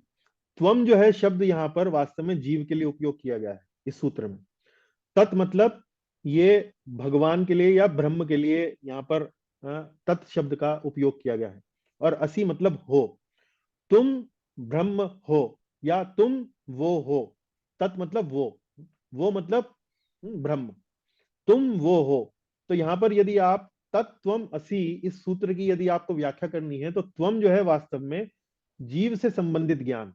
जीव से संबंधित ज्ञान क्या? जैसे कि मैं आपको बता रहा था कि आप शरीर नहीं है, आप एक आध्यात्मिक चेतना का कण है। ये वास्तव में जीव पदार्थ का ज्ञान है। त्वम जीव पदार्थ का ज्ञान है। और ब्रह्म पदार्थ का ज्ञान क्या है? तत्। तत् मतलब तुम उस पर ब्रह्म का एक हिस्सा हो, तुम उस पर ब्रह्म का एक अंश हो, तो तुम भी उसके ही जैसे हो। तो ये ब्रह्म का पदार्थ का ज्ञान है। तुम वही हो, गुणात्मक रूप से तुम वही हो। जैसे कि ब्रह्म जो है वो आध्यात्मिक है, इसी प्रकार से तुम जो चेतना का कण हो तुम भी आध्यात्मिक हो। तो ये ब्रह्म पदार्थ का ज्ञान हुआ। और तुम एक हो, तुम गुणात्मक रूप से एक हो, ये उनकी तदात्म्यता का ज्ञान। तदात्म्यता का ज्ञान मतलब तत्त्वम असि, तुम एक हो, तुम एक हो, तुम ब्रह्म हो। तत्त्वम असि, तुम ब्रह्म हो। इस प्रकार से ये एक वैदिक सूत्र है। लेकिन लेकिन यहाँ पर जो ज्ञान शब्द है उसका अर्थ ब्रह्म ज्ञान है। उसकी 3 अवस्थाएं जैसे मैंने आपको बताया। जीव का ज्ञान, जीव का ज्ञान मतलब तुम भौतिक पदार्थ हो, भौतिक पदार्थ नहीं हो, तुम चेतना के कण हो। ब्रह्म मतलब तुम वास्तव में एक ब्रह्म, ब्रह्म का ज्ञान मतलब ये पूरा जगत जो है एक ब्रह्म है, ब्रह्म पदार्थ है। और उसकी तदात्म्यता का ज्ञान मतलब तुम और ब्रह्म जो है वो एक हो, गुणात्मक रूप से एक हो। यहां से पढ़िए माता जी तीसरा बिंदु। भक्ति के लिए त्वम, तत्व तथा तत्, तत्व का ज्ञान उचित है, किंतु तत्त्वम असि अर्थात तदात्म्यता का सिद्धांत भक्ति विरोधी है, इसे अस्वीकार किया जाना चाहिए। हम्म अब ये जो पंक्ति है इसको थोड़ा समझने का प्रयास कीजिए। त्वम तत्व का ज्ञान यानी कि त्वम पदार्थ का ज्ञान, यानी कि जीव पदार्थ का ज्ञान, और ब्रह्म पदार्थ का ज्ञान मतलब ईश्वर तत्व का ज्ञान, ये तो उचित है, ये भक्ति में भी हम लेते हैं। भक्ति में भी हम कहते हैं आप शरीर नहीं हो, आप आत्मा हो, आप आध्यात्मिक हो, आप भौतिक नहीं हो। और भगवान से संबंधित ज्ञान भी लेते हैं। भगवान जो है, ईश्वर जो है पूरे जगत के नियंत्रक हैं, हमारे पिता हैं, सर्वशक्तिमान हैं। ये ज्ञान भी हम भक्ति में लेते हैं। लेकिन जो अंतर आता है वो आता है ये जो तीसरा बिंदु है, तदात्म्यता का ज्ञान। तदात्म्यता का ज्ञान का क्या अर्थ है? जो निर्विशेषवादी हैं, जो वास्तव में समझते हैं कि परम सत्य वास्तव में निर्विशेष ब्रह्म है, सभी कुछ वहां से आया है। वो क्या सोचते हैं, वो उनका दर्शन क्या है? वो ये सोचते हैं कि जीव जो है वास्तव में ब्रह्म ही है और एक दिन ब्रह्म बन जाएगा, उसकी एकता हो जाएगी, वो एक बन जाएगा, वो वास्तव में ब्रह्म ही है। तो ये जो सिद्धांत है ये भक्ति विरोधी है। ये कहना कि एक दिन मैं भी भगवान बन जाऊंगा या मैं भी ईश्वर बन जाऊंगा, ये भक्ति विरोधी है। भक्ति के अंदर वास्तव में दो एक संबंध होता है, ईश्वर भगवान अलग है और भक्त अलग है, वो कभी भी एक नहीं होते हैं। भक्त का कार्य भगवान की सेवा करना है, भगवान का कार्य भक्त की सेवा स्वीकार करना है। दोनों के बीच में आपस में एक संबंध है। तो ये कहना कि भक्त वास्तव में एक दिन भगवान बन जाएगा, ये वास्तव में पूर्ण रूप से भक्ति विरोधी है, पूर्ण रूप से भक्ति विरोधी है। तो ये एक प्रकार से ज्ञान शब्द को यहाँ हमने समझाने का प्रयास किया है कि ज्ञान शब्द कैसे, उसके अंदर तीन बातें होती हैं, जीव का ज्ञान, ब्रह्म का ज्ञान और उनकी एकता का ज्ञान, उनकी एक रूपता का ज्ञान। तो जीव का ज्ञान और ब्रह्म का ज्ञान तो भक्ति के लिए सहायक हैं, लेकिन उनकी एक रूपता का ज्ञान, ये सोचना कि हम भी एक दिन ब्रह्म बन जाएंगे या हम भी एक दिन भगवान बन जाएंगे, ये वास्तव में भक्ति के नितांत विरोधी ज्ञान है। तो इसका हमें बहिष्कार करना चाहिए, ये हमें स्वीकार्य नहीं है। तो क्यों हम ये सब पढ़ रहे हैं? ज्ञान तथा वैराग्य भक्ति का अंग नहीं है। तो इसी तीसरे कारण से हम ज्ञान को वास्तव में भक्ति का अंग नहीं मानते हैं, भक्ति विरोधी मानते हैं। फिर से इस चर्चा को थोड़ा आगे बढ़ाएंगे। ज्ञान तथा वैराग्य भक्ति का अंग नहीं है। पढ़िए माता जी यहां से। वैराग्य का वह भाग जो भक्ति के विपरीत है, उसे अस्वीकार कर देना चाहिए। हाँ, तो भक्ति ये का वैरा अर्थ है पढ़िए पढ़िए। भक्ति का अर्थ है भौतिकता से अनासक्ति तथा कृष्ण के प्रति आसक्ति। पढ़िए। वैराग्य के नाम पर यदि कृष्ण की आसक्ति को भी अस्वीकार कर दिया जाए तो ऐसा करना भक्ति विरुद्ध होगा। तो पिछली स्लाइड में हमने देखा कैसे ज्ञान जो है वो भक्ति विरोधी है। क्यों? हमने ज्ञान के तीन पक्ष देखे, उसमें दो पक्ष तो भक्ति संबंध, भक्ति के सहायक हैं, लेकिन जो तीसरा पक्ष है एक हो जाना, ये भक्ति विरोधी है। इसलिए हम ज्ञान को भक्ति का अंग नहीं मानते हैं। अब यहाँ इस स्लाइड में वैराग्य को भक्ति का अंग क्यों नहीं मानते हैं, उसका यहाँ पर वर्णन किया गया है। तो वैराग्य का अर्थ मैंने आपको आरंभ में बताया था, वैराग्य मतलब त्याग करना, त्याग करना, हर प्रकार के कर्म का त्याग कर देना। तो ये वैराग्य, वैराग्य के अंतर्गत आता है, मतलब कर्म संन्यास, कर्म से संन्यास ले लेना। तो भक्ति के अंदर हम क्या करते हैं? भक्ति के अंदर हम भौतिक वस्तुओं के प्रति अनासक्ति उत्पन्न करने का प्रयास करते हैं, लेकिन कृष्ण के प्रति आसक्ति उत्पन्न करने का प्रयास करते हैं। हम जो भौतिक वस्तुएं हैं उनको वास्तव में उनके प्रति अनासक्त बनते हैं, उनके प्रति वैराग्य उत्पन्न करने का प्रयास करते हैं, लेकिन साथ ही साथ भगवान कृष्ण के प्रति आसक्ति बनाने का प्रयास प्रयास करते हैं। भगवान के प्रति हमारी आसक्ति हो, भगवान का हम दर्शन करें तो हमें वास्तव में प्रेम का भाव हमारे अंदर उत्पन्न हो, भगवान के प्रति आकर्षण हो और भौतिक वस्तुओं के प्रति आकर्षण समाप्त हो। तो भक्ति में हम ये दो कार्य करते हैं।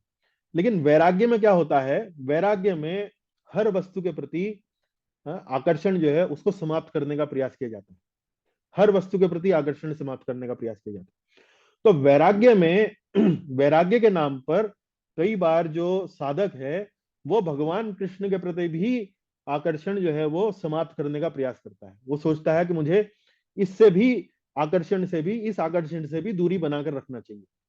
तो इसलिए ये वैराग्य जो है वास्तव में भक्ति विरोधी हो जाता है। तो ये दूसरी पंक्ति एक बार फिर से पढ़े माता जी यहां से। वैराग्य के नाम पर यदि कृष्ण की आसक्ति को भी अस्वीकार कर दिया जाए तो ऐसा करना भक्ति विरुद्ध होगा। हाँ, तो वैराग्य का मतलब क्या होता है? छोड़ना। तो यदि ठीक है, भौतिक वस्तुओं को छोड़ना या भौतिक वस्तुओं के प्रति अनासक्ति उत्पन्न करना हो तो ठीक है, लेकिन भगवान के प्रति आसक्ति भी छोड़ना, ये जो है वो वास्तव में कार्य जो है वो भक्ति विरोधी हो जाता है। इसलिए वैराग्य को भक्ति का अंग नहीं माना जाता है। तो यहां तक समझ में आती है बात निधि माता जी? समझ में आती है यहां तक? जी। चलिए आगे चलते हैं।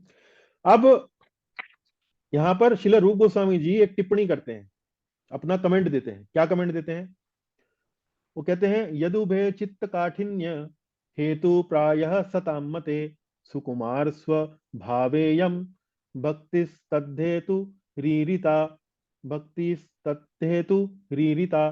क्या मतलब? क्योंकि सामान्यतः ज्ञान तथा वैराग्य हृदय को कठोर बना देते हैं। पटु भक्तों का अभिमत है कि मात्र भक्ति ही, जिसका चरित्र बड़ा कोमल, मधुर एवं मृदुल है, भक्ति में प्रवेश का कारण होता है। तो यहाँ रूप गोस्वामी जी ज्ञान और वैराग्य पर एक यहाँ पर आरोप लगा रहे हैं। आरोप नहीं लगा रहे हैं, बल्कि उसको कह रहे हैं कि ज्ञान और वैराग्य से हृदय जो है वो कठोर बनता है। ज्ञान और वैराग्य से हृदय कठोर बनता है। तो इसी कारण से जो पटु भक्त हैं, जो वास्तव में पहुंचे हुए भक्त हैं, उनका क्या मत है? वो कहते हैं कि केवल भक्ति ही भक्ति में प्रवेश का कारण होती है। केवल भक्ति करने से ही आपको भक्ति प्राप्त होती है। क्यों? क्योंकि भक्ति ही का ही चरित्र जो है वो बड़ा कोमल होता है, मधुर होता है और मृदुल होता है।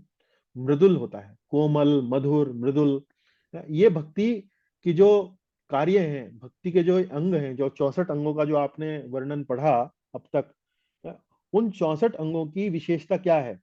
इनकी विशेषता ये है कि ये कोमल है, ये मधुर है, ये मृदुल है। जैसे भगवान को लिए माला बनाना, भगवान को सुगंधित अगरबत्ती अर्पित करना, भगवान के लिए सुस्वादु प्रसाद या भोग तैयार करना। तो ये जितने भी कार्य हैं, इनके अंदर एक कोमलता है, इनके अंदर एक मधुरता है, इनके एक अंदर एक मृदुल व्यवहार आपको देखने को मिलता है। लेकिन ज्ञान और वैराग्य की जो गतिविधियां हैं, वो वास्तव में ना तो कोमल है, ना मधुर है, ना मृदुल है। वे वास्तव में इस प्रकार की हैं कि वो हृदय को कठोर बना देती हैं। तो रीप गोस्वामी जी टिप्पणी करते हैं, और उस टिप्पणी को करने के बाद फिर वो इस बात को विस्तार करते हैं, इस बात को समझाते हैं। क्या कहते हैं? माता जी पढ़िए, बार बार एक एक बिंदु पढ़िए जी। ज्ञान हमारे हृदय को कठोर कैसे बना देता है। हम्म। इसकी प्रक्रिया में अन्य प्रकार के दर्शनों को कमतर सिद्ध करके तत्व पर मनन करना आवश्यक होता है। यह प्रक्रिया बहुत शुष्क होती है। हाँ, तो ज्ञान का मैंने आपको क्या बताया था? देखिए आरंभ में, आत्मा, आप शरीर नहीं है, आप आत्मा है, आप पदार्थ नहीं है, आप आध्यात्मिक चेतना का कण है। तो ये मुख्य रूप से ज्ञान का लक्ष्य होता है। ज्ञान की पद्धति जो लोग अपनाते हैं, उनका मुख्य लक्ष्य इस बात पर चिंतन मनन करना होता है कि आप आध्यात्मिक जीव हैं, आप पदार्थ नहीं हैं, आप शरीर नहीं हैं। तो ये इसी पर चिंतन जो है वो करते रहते हैं, इसी पर चिंतन करते रहते हैं। और इस चिंतन को करने के कारण वो अन्य जो दर्शन है उनको एक प्रकार से बताते हैं कि भाई ये जो दर्शन है वास्तव में श्रेष्ठ है, ये जो दर्शन है ये श्रेष्ठ नहीं है। तो यही प्रणाली जो है ये करते रहते हैं।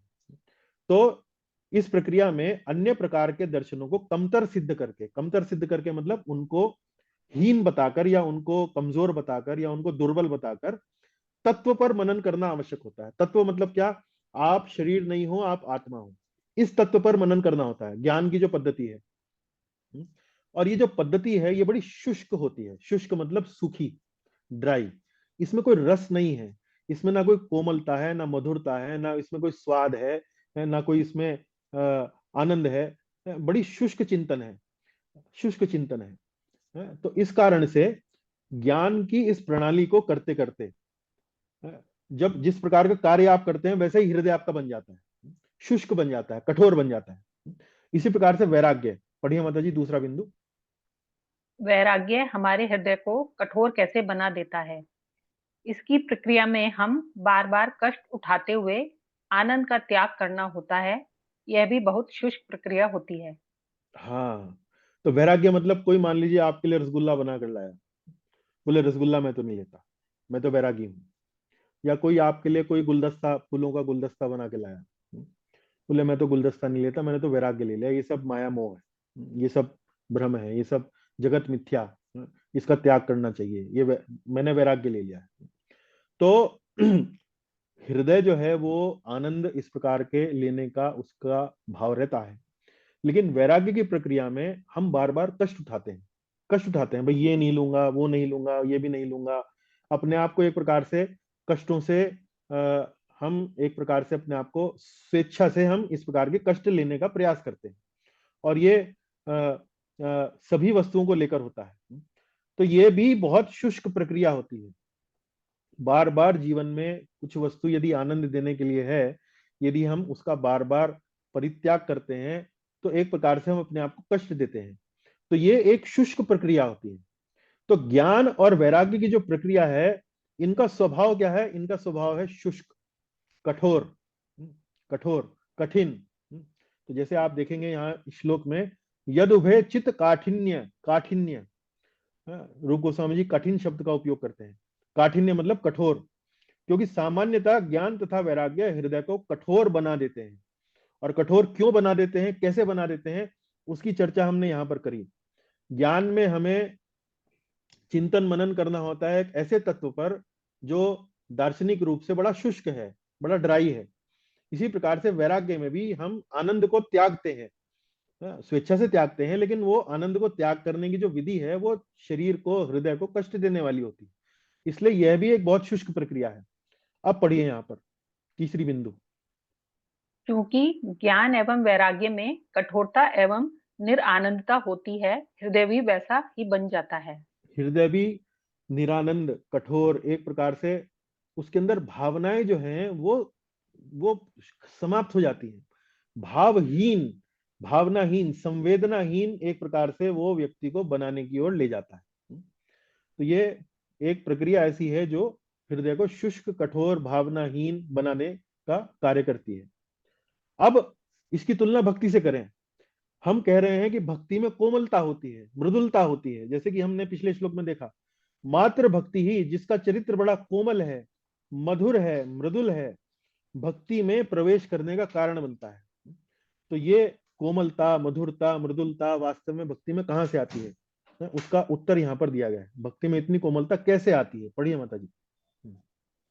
क्योंकि भक्ति में हम बस भगवान के मधुर रूप, गुण, लीलाओं के बारे में मनन करते रहते हैं। भक्ति इस उद्देश्य से की जानी चाहिए कि यह भगवान के संबंध में हमारा हृदय द्रवित कर दे। हाँ, अब सुनिए, अब समझिए, अब इस अंतर को जानिए, इस अंतर पर मनन कीजिए। ये वास्तव में आपको, ये जो अंतर जब आपको स्पष्ट हो जाएगा तो भक्ति करने के लिए आपको बड़ा प्रेरित करेगा।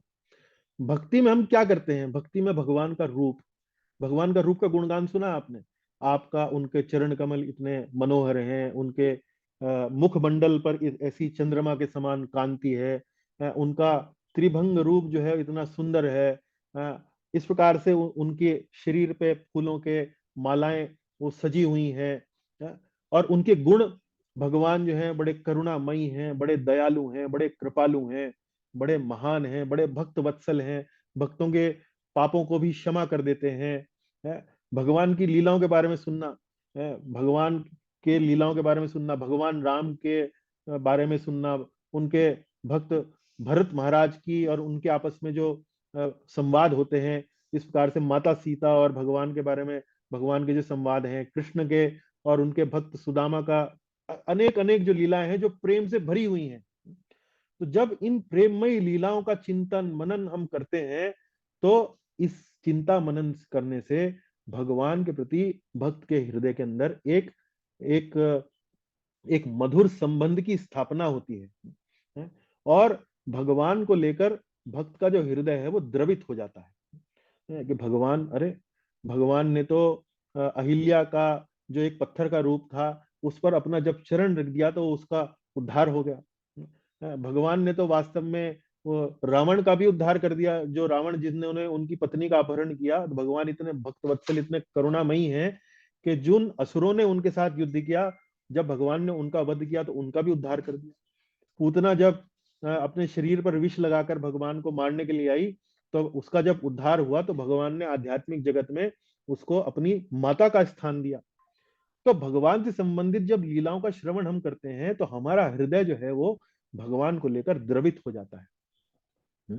तो इस प्रकार से भक्ति में, भक्ति के कार्यकलाप करने से हृदय में कोमलता जो है वो उत्पन्न होती है। तो ये आप समझ गए अब, ज्ञान और वैराग्य कैसे हृदय को कठोर और शुष्क बना देते हैं, और भक्ति कैसे हमारे हृदय को कोमल बना देती है। आगे पढ़ें जी। कृष्ण यहां से पढ़िए उद्धव माता से जी। कहते हैं, हम्म। अच्छा, श्रीमद् पढ़िए। भागवत से उद्धरण। हम्म। कृष्ण उद्धव से कहते हैं, हे उद्धव, जो मेरी भक्ति में गंभीरता से लगे हुए हैं, उनके लिए निर्विशेष ब्रह्म का ज्ञान तथा वैराग्य अधिक उपयुक्त नहीं होता। हाँ, तो ये भी उद्धव गीता मतलब श्रीमद् भागवत के 11वें स्कंद से लिया गया है। तो जो बात अभी तक हमने पढ़ी यहाँ पर पिछली स्लाइड में, उसी को यहाँ पर श्रीमद् भागवत में भगवान कृष्ण भी उद्धव से यही बात कह रहे हैं। कह रहे हैं कि जो मेरी भक्ति में लभे हुए हैं गंभीरता से, उनके लिए निर्विशेष ब्रह्म का ज्ञान और वैराग्य अधिक उपयुक्त नहीं होता है, थोड़ा उपयुक्त है। जैसे मैंने आपको बताया, भक्ति के आरंभ में उपयोगी है, लेकिन लंबे समय तक आप उसे अपने लिए उपयोगी नहीं उसको मान सकते हैं। आगे चलिए जी। अब रूप गोस्वामी जी की टिप्पणी है, पढ़िए माता जी यहां से।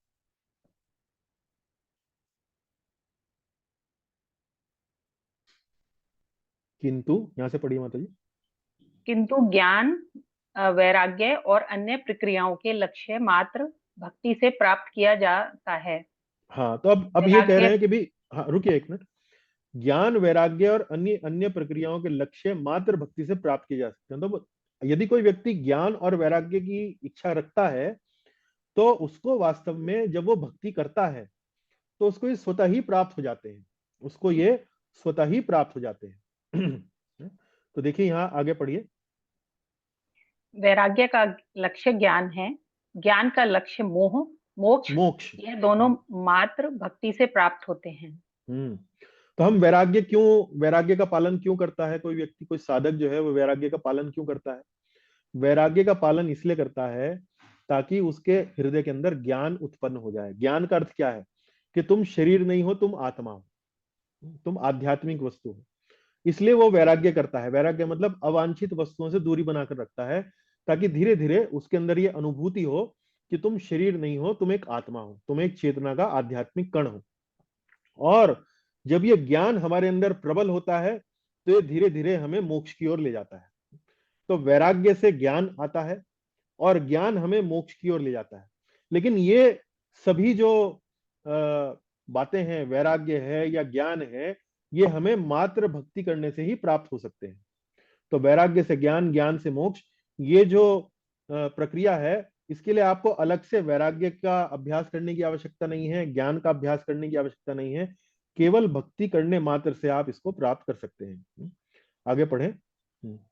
भक्त अंधकार में नहीं रहता, क्योंकि भगवान विशेष कृपा दिखाते हैं और उसे भीतर से प्रबुद्ध करते हैं। हाँ, भगवान भगवत गीता में भी यही कहते हैं। क्या कहते हैं? कि जो मेरा भक्त है, तेषाम एवानुकंपार्थम अहम अज्ञानजम तमः नाश्यामि आत्म भावस्थो ज्ञान दीपेन भास्वता। तो भगवत गीता के 10वें अध्याय के 11वें श्लोक में क्या कहते हैं भगवान? कि जो व्यक्ति मेरी अनन्य भक्ति करता है, मैं उसको हृदय के भीतर से ज्ञान देता हूं। तो कहने का भाव यह है कि ज्ञान और वैराग्य की आपको अलग से कोई अभ्यास करने की आवश्यकता नहीं है। यदि आप भगवान की भक्ति कर रहे हैं, तो भगवान स्वयं आपको ये ज्ञान और वैराग्य की अनुभूति जो है हृदय के भीतर से करा सकते हैं। ये भगवान कह रहे हैं स्वयं भगवत गीता के 10वें अध्याय के 11वें श्लोक में। तेषाम एवानुकंपार्थम। तो आप श्लोक बाद में देख सकते हैं कक्षा में। तो भक्त जो है वो किसी अंधकार में नहीं रहता है, क्योंकि वो भक्ति कर रहा है और ज्ञान की प्रक्रिया का पालन नहीं कर रहा है। तो अब अंधकार में नहीं रहता है, क्योंकि भगवान स्वयं विशेष कृपा दिखाते हुए उसे भीतर से प्रबुद्ध करते हैं, यानी कि भीतर से ज्ञान देते हैं। आत्मा और शरीर के जो भिन्नता का ज्ञान है वो देते हैं, ईश्वर तत्व का जो ज्ञान है वो देते हैं। वो सब बातें जो है वो भगवान जो है भीतर से देते हैं भक्ति करने वाले को जी। अब हम ये यहाँ पर उद्धव गीता यानी कि भागवत के 11वें स्कंद से एक और श्लोक देते हैं। यत् कर्मभिर्य तपसा ज्ञान वैराग्य तश्चत योगेन दान धर्मेण श्रेयो भीरेतरैरपि सर्वं मत्त भक्ति योगेन मद्भक्तो लभतेञ्जसा स्वर्गापवर्ग मद्धाम कथंचिद यदि वांछति कथंचिद यदि वांछति।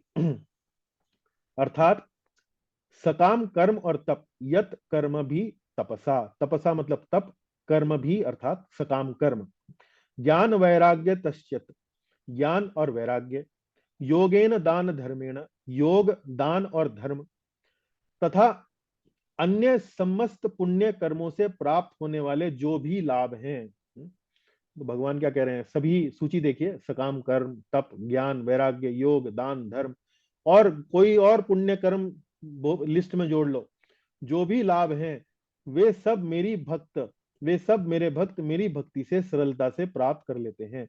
सर्वम मद भक्ति योगेना मद भक्तो लभते जैसा, मेरे भक्त जो हैं मेरी भक्ति से सरलता से, मद भक्तो मेरे भक्त, सरलता से, लभते जैसा, सरलता से प्राप्त कर लेते हैं। यदि मेरा भक्त स्वर्ग की, मोक्ष की या वैकुंठ प्राप्ति की इच्छा करता भी है तो वह सरलता से इसे प्राप्त कर लेता है, लेकिन मेरी सेवा के लिए। कथनचिद यदि वांछति, इन शब्द का अर्थ यह है कि मेरे सेवा के लिए, यदि भक्त जो है वास्तव में कभी उसको मुक्ति की, स्वर्ग की या वैकुंठ प्राप्ति की इच्छा करता भी है, तो भी वो वास्तव में केवल मेरी सेवा की भावना से ही करता है, लेकिन इसको सरलता से प्राप्त कर लेता है। तो भक्त के लिए कुछ भी अप्राप्य नहीं होता है, भक्त के लिए कुछ भी अप्राप्य नहीं होता है, श्रीमद् भागवत में स्वयं भगवान उद्धव जी से कह रहे हैं। आगे हम देखते हैं, भक्ति भौतिक आकर्षणों को समाप्त करती है। रुचिम उद्वहतस्तत्र जनस्य भजने हरेः विषयेषु गरिष्ठोपि रागः प्रायो विलीयते। यदि किसी व्यक्ति की भगवान हरि की उपासना में रुचि है तो भौतिक कामनाएं होते हुए भी वे सब मेरी भक्ति के अभ्यास से नष्ट हो जाती हैं। तो यहाँ भक्ति का एक और उपयोग भगवान बता रहे हैं कि यदि किसी के हृदय में भौतिक कामनाएं हैं भी, तो भी भगवान की भक्ति करने से, भगवान के भक्ति के अभ्यास से ये सब नष्ट हो जाती हैं। चलिए मतलब यहाँ से पढ़िए। भक्ति में वैराग्य के अभ्यास से उत्पन्न हृदय की कठोरता प्रकट नहीं होगी, किंतु वैराग्य प्रकट हो जाएगा।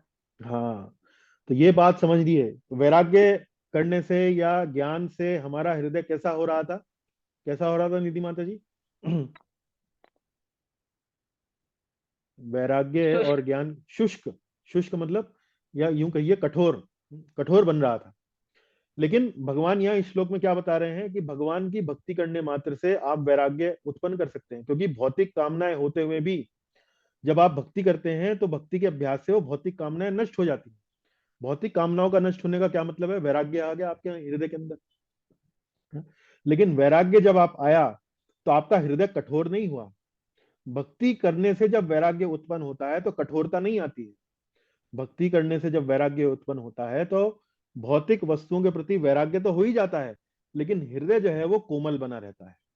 हृदय के अंदर भावनाओं का संचार वैसा ही रहता है, संवेदनशील बना रहता है। तो संवेदनहीन नहीं बनता है, संवेदनशील बना रहता है।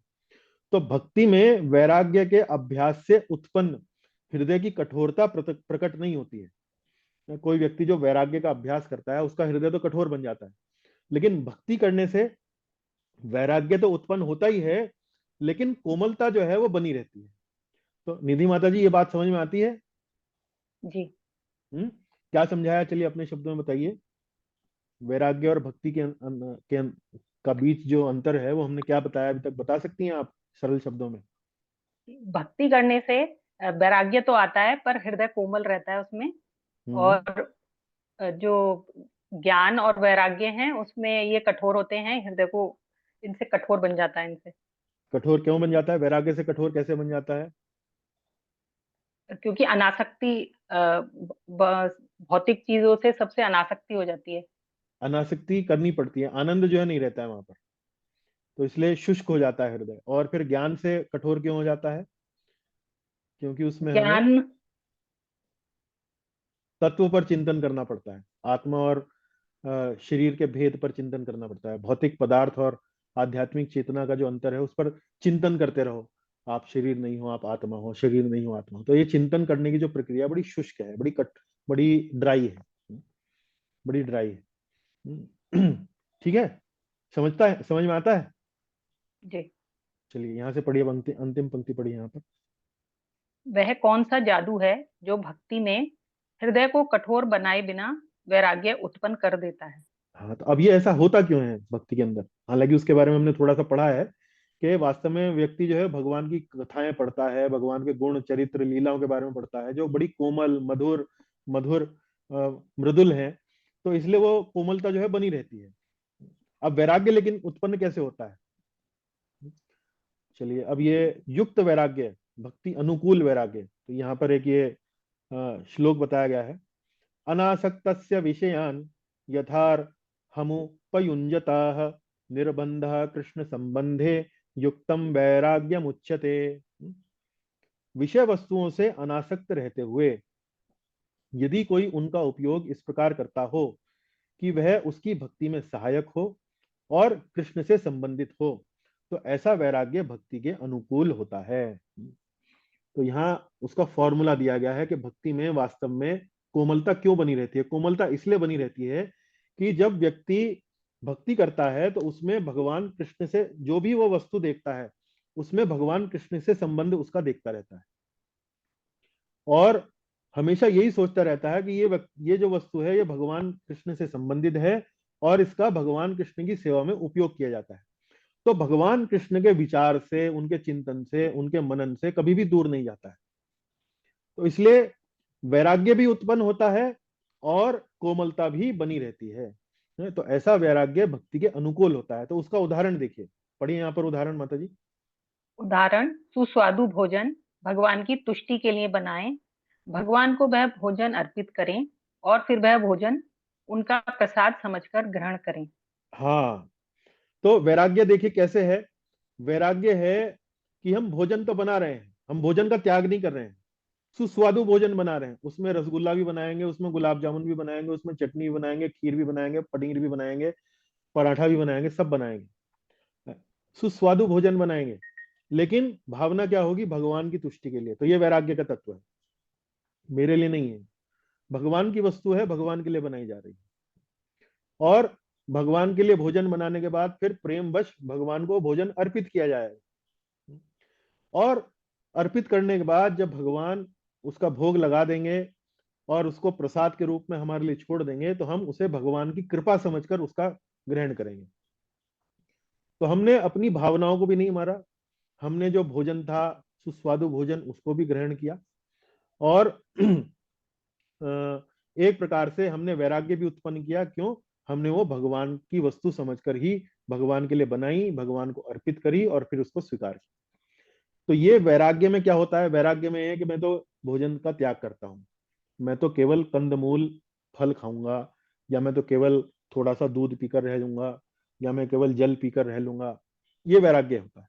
लेकिन भक्ति में आप भोजन बना रहे हैं, भगवान का मानकर बना रहे हैं, भगवान को भोग लगा रहे हैं, फिर उसको ग्रहण कर रहे हैं।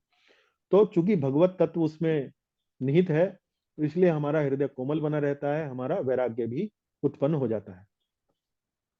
पढ़िए यहाँ से माता जी, तीसरा बिंदु, यहाँ दूसरा बिंदु जी।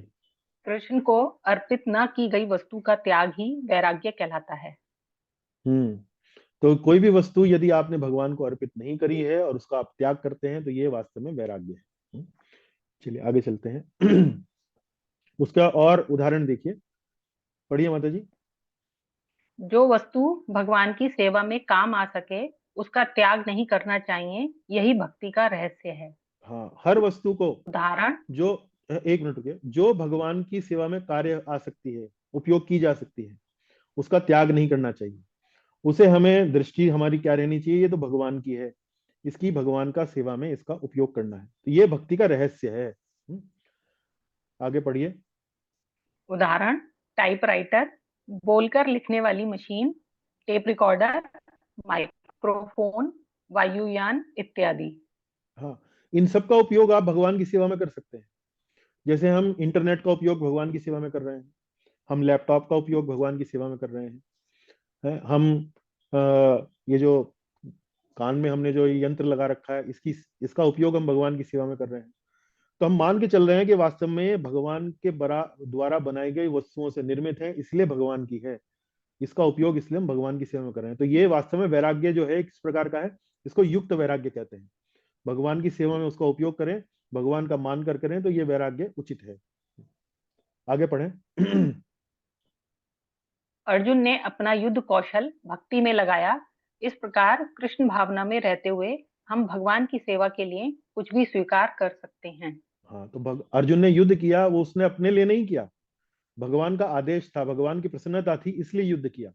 इसलिए उस कार्य को, युद्ध करने को, वास्तव में आप भक्ति का एक अंग मान सकते हैं, एक भक्ति का कार्य मान सकते हैं। वो भक्तिपूर्ण कार्य है। अर्जुन का महाभारत में युद्ध करना एक भक्तिपूर्ण कार्य है, क्योंकि वह भगवान की प्रसन्नता के लिए किया गया है। आगे पढ़ें। हमारा दर्शन है। हमारा दर्शन है भगवान कृष्ण ही सब कुछ हैं, सर्व कारण कारणम।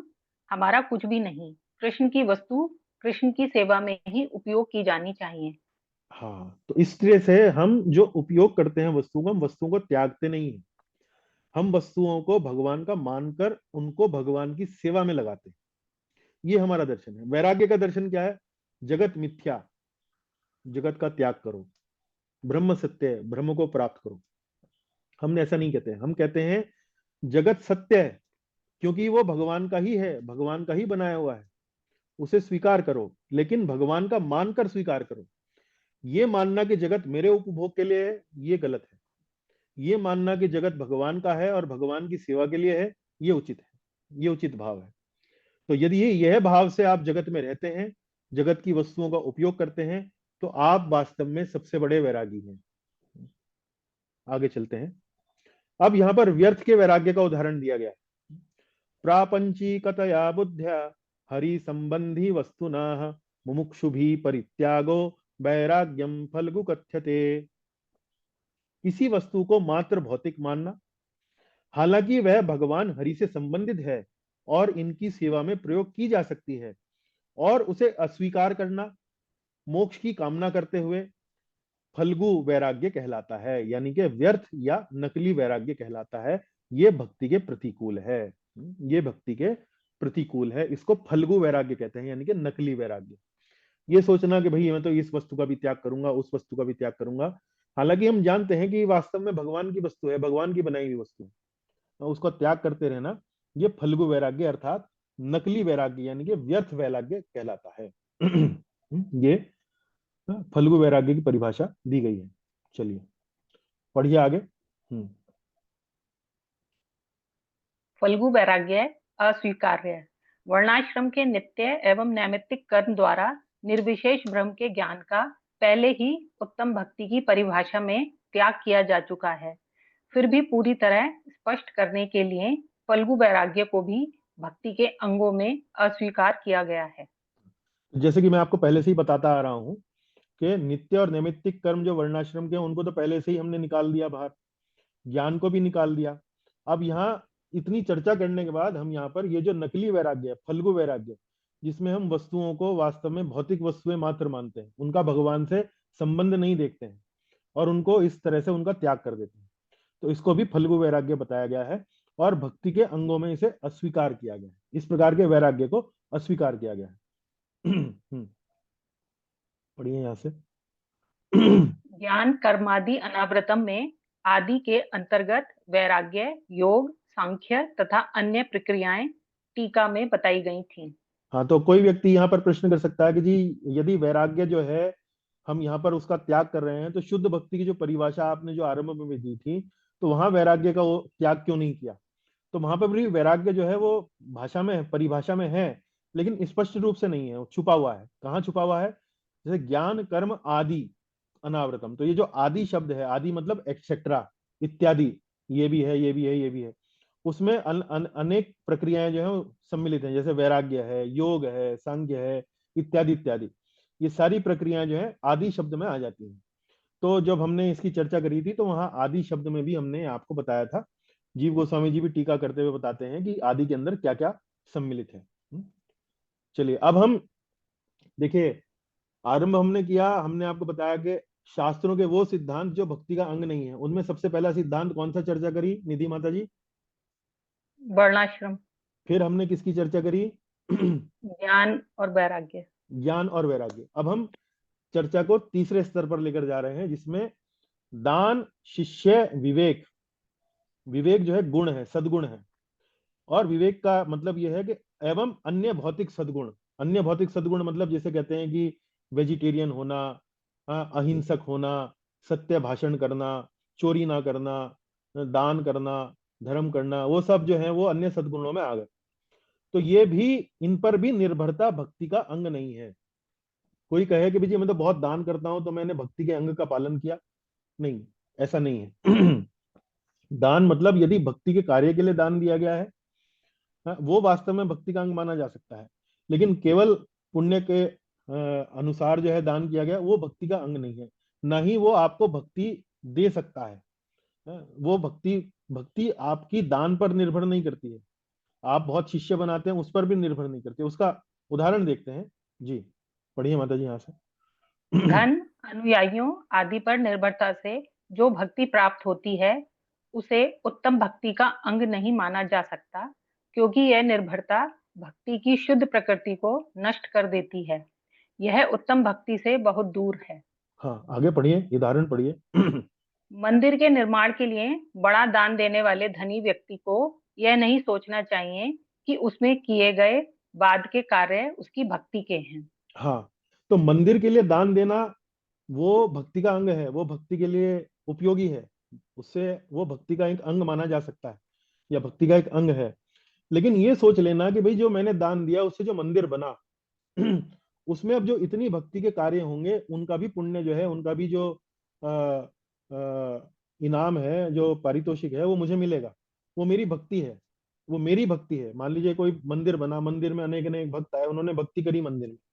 आप जिस व्यक्ति ने दान दिया वो ये सोचने लगे कि ये जो भक्ति कर रहे हैं वास्तव में मेरी ही भक्ति है, तो ये उचित नहीं है, ये ठीक नहीं है। हम्म? उसके बाद आगे पढ़े।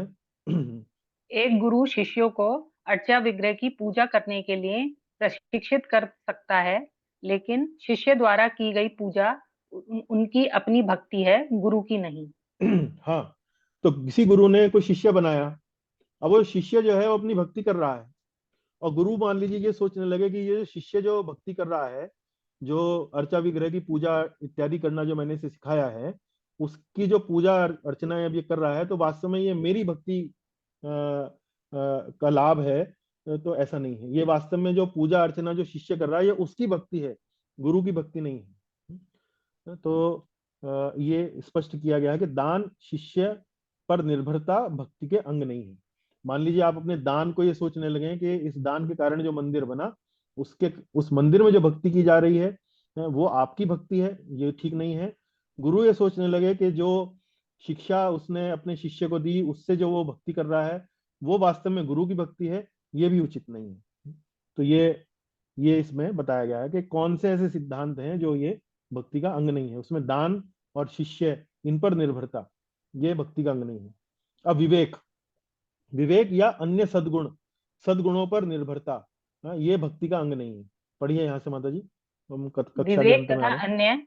हम्म। भौतिक सद्गुण उत्तम भक्ति के अंग नहीं हैं, क्योंकि वे स्वयं उत्तम भक्ति का अभ्यास करने वाले भक्तों का आश्रय लेते हैं।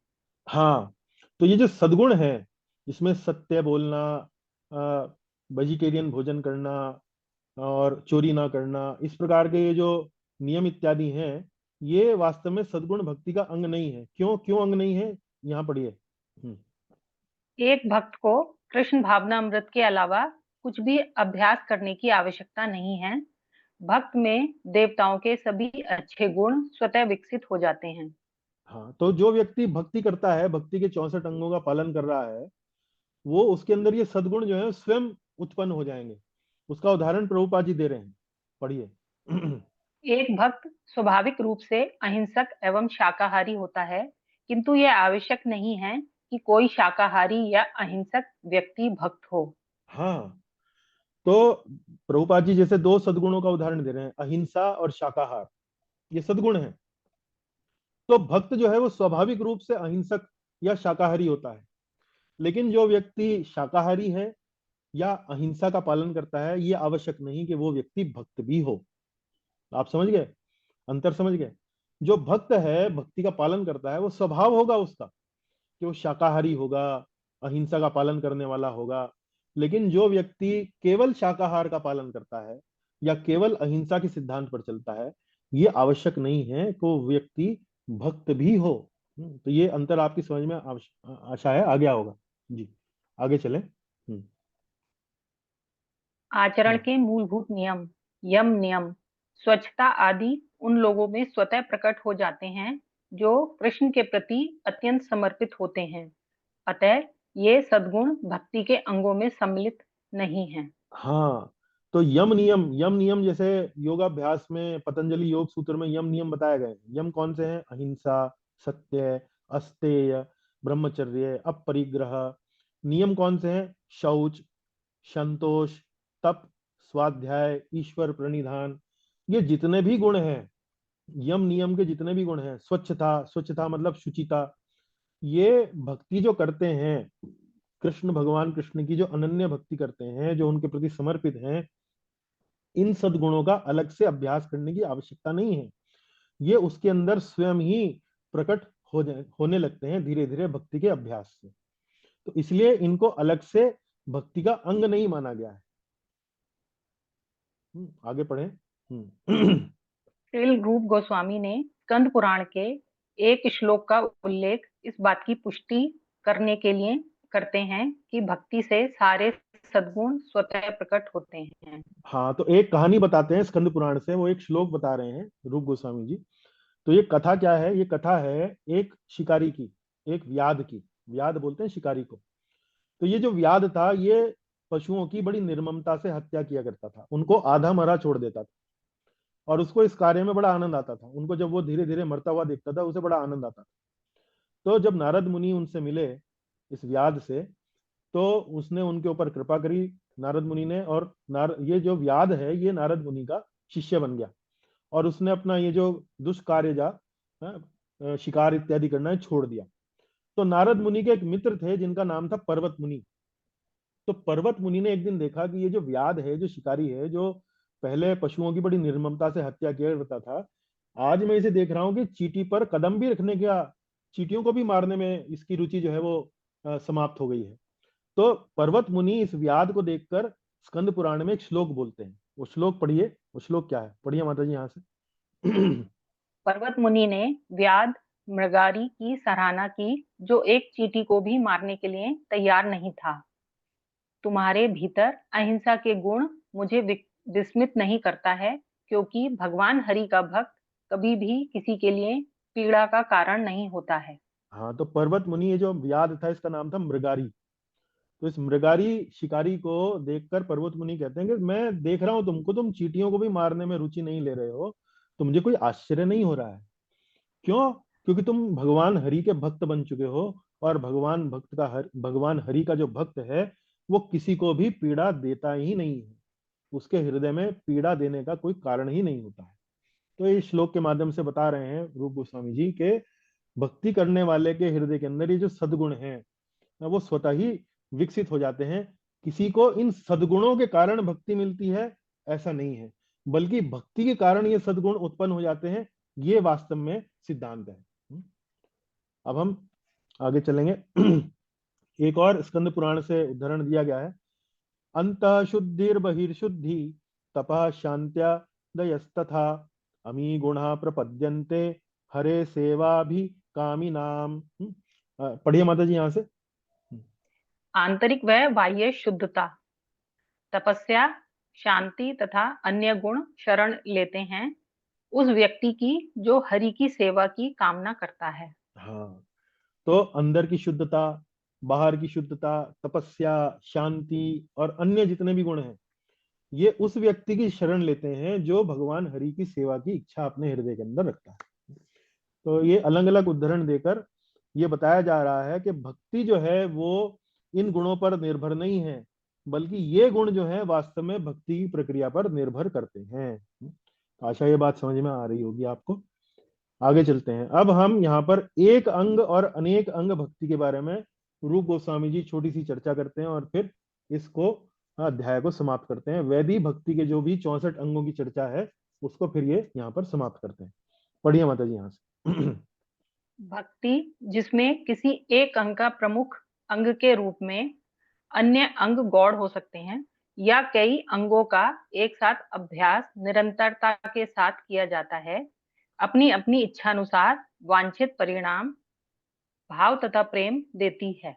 हाँ, तो अब यहाँ पर एक अंग भक्ति और अनेक अंग भक्ति बताया गया है। एक अंग भक्ति मतलब क्या? अभी हमने आपको जितने सारे 64 अंग जो बताए हैं, उसमें मान लीजिए कोई एक अंग आप पकड़ लें और अपनी इच्छा अनुसार, अपनी रुचि के अनुसार, और उस अंग का आप जीवन में बड़ी निष्ठा के साथ, बड़े अभ्यास के साथ, निरंतरता के साथ आप उसका पालन कर रहे हैं, अभ्यास करते हैं। एक तो ये तरीका हो गया। दूसरा तरीका ये हो गया कि ये जो अंग हमने आपको अलग अलग बताए हैं, इनमें सभी अंगों में से कुछ अंगों को आपने पकड़ लिया और उन सभी अंगों का आप निरंतरता से, निष्ठा पूर्वक, जो जो अंग आपको अच्छे लग रहे हैं, जो आपको आनंद दे रहे हैं, जिनको आप आसानी से, सरलता से कर सकते हैं, या तो आप एक अंग भक्ति करें या अनेक अंग भक्ति करें, आपको वांछित परिणाम मिलता है। ऐसा नहीं है कि आपको सबकी पालन करनी है, या ऐसा भी नहीं है कि आप यदि सबका पालन करते हैं तो आपको परिणाम नहीं मिलेगा। चाहे एक का पालन करो, लेकिन निरंतरता से करो, अपने स्वभाव के अनुसार, अपनी रुचि के अनुसार करो, तो वो आपको वांछित परिणाम, वो अंग आपको देगा। वांछित परिणाम क्या है? भाव तथा प्रेम। तो एक अंग भक्ति व अनेक अंग भक्ति। अब उसका एक अंग भक्ति का उदाहरण वो पद्यावली से एक उदाहरण देते हैं, जिसमें श्लोक में बताया गया है कि जो नवधा भक्ति है, श्रवणम, कीर्तनम, स्मरणम, पाद सेवनम, दास्यम, सख्यम, आत्मनिवेदनम, इस प्रकार से जो 9 अंग जो दिए गए हैं भक्ति के, उनमें या तो किसी एक अंग का पकड़ लो आप। जैसे परीक्षित महाराज ने श्रवणम करके ही अपनी सिद्धि ले ली थी, भगवत प्राप्ति कर ली थी। सुखदेव गोस्वामी जी ने भागवत का कीर्तन करके, भागवत की कथा करके ही अपनी सिद्धि प्राप्त कर ली। प्रहलाद महाराज ने भगवान का स्मरण करने मात्र से ये सारे कार्य, भगवत चेतना प्राप्त कर ली।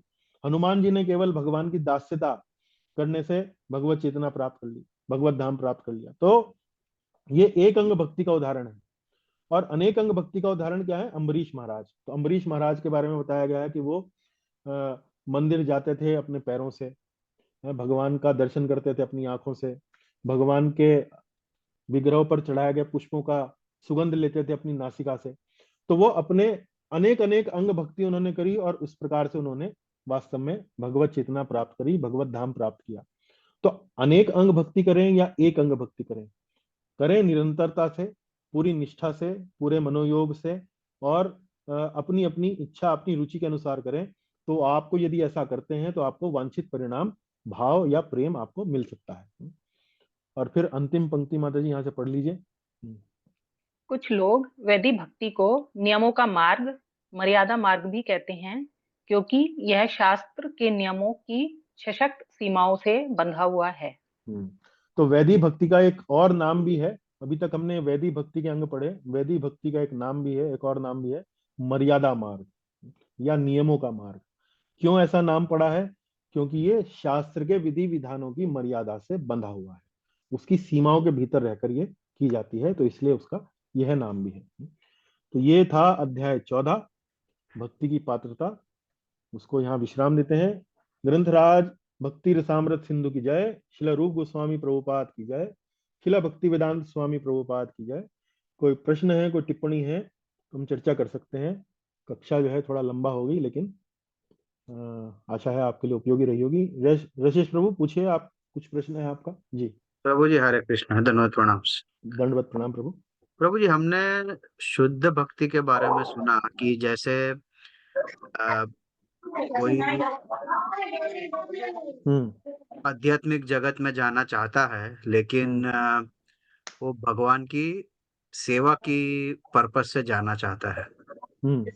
लेकिन ऐसे भी लोग हो सकते हैं कि जो इस भौतिक जगत का जो ट्रबल है, हम्म। उस ट्रबल से एस्केप करने के लिए फिर वो वैकुंठ धाम जाना चाहते हैं, तो वो किस कैटेगरी में आते हैं? देखिए, भौतिक जगत की ट्रबल से मुक्ति पाना, ये एक प्रकार की भौतिक इच्छा उसको कहा जाएगा। तो ये शुद्ध भक्ति के परिधि में नहीं आता है। अच्छा। है ना? तो मान लीजिए उसकी ऐसी इच्छा होती है हम्म। और फिर भी वो भक्ति करता है, तो हम्म। धीरे धीरे भगवान जो है उसकी इच्छा इच्छा को शुद्ध कर देते हैं। आपने उदाहरण पढ़ा होगा ध्रुव महाराज का। हाँ। ध्रुव महाराज ने सकाम भक्ति करी, हम्म। लेकिन अंततो गत्वा वही उच्चतम परिणाम पाया, भगवत भगवत धाम। राइट। वो भगवान के पास गए थे किस लिए? किसी राज्य कामना के मांगने। लिए, राज्य मांगने के लिए, अपने पिता से भी बड़ा राज्य मुझे मिल जाए। दादा से, हाँ। है, लेकिन मिला अंत तो क्या? भगवान का दर्शन मिला। जैसे ही भगवान का दर्शन मिला, भगवान ने अपना शंख जो है उनके सिर से जैसे ही लगाया, ध्रुव महाराज जो है वो, बस उनकी जो जितनी भी ये सकाम भावनाएं थी वो सब समाप्त हो गई। सुंदर सुंदर प्रार्थनाएं उन्होंने करने।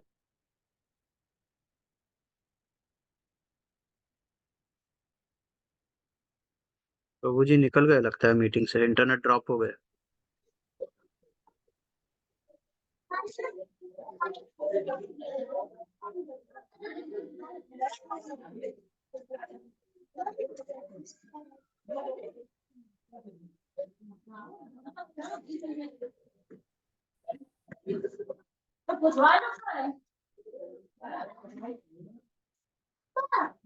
किसने रुला दिया मेरे शेर को? मेरे शेर को किसने रुला दिया? हाँ? किसने? अच्छा। मम्मी अभी क्या तो बोलूं? किसने? किसी का है? एक पर्सन जिसके मुंह में जा रही है। मैं बोला बुआ की पोछो। चलो चलो चलो घुमा। हाँ कोई बात नहीं, आराम से जाना।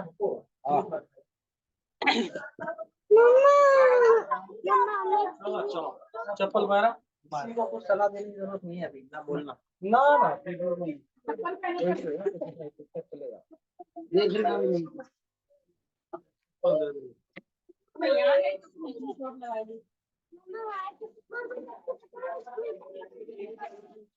चप्पल पहनो, चप्पल पहनो, चलो।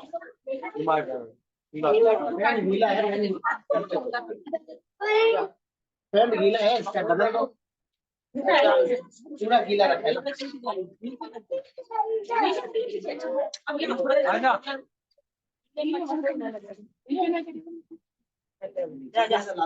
ऊपर अच्छा। इसमें पानी में जाता है।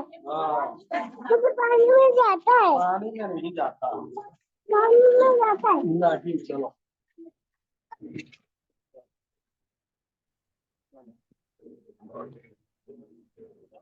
चलो चलो। लकड़ी इधर का सामने नीचे देखो।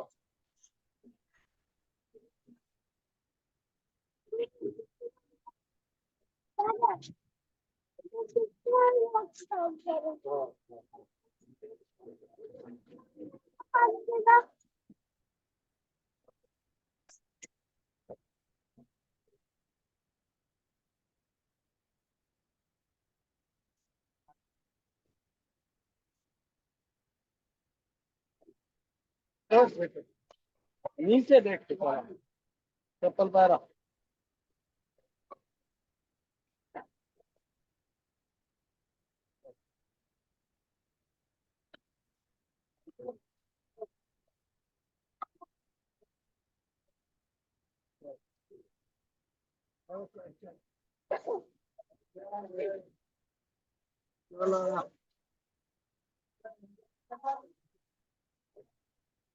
चलो चलो।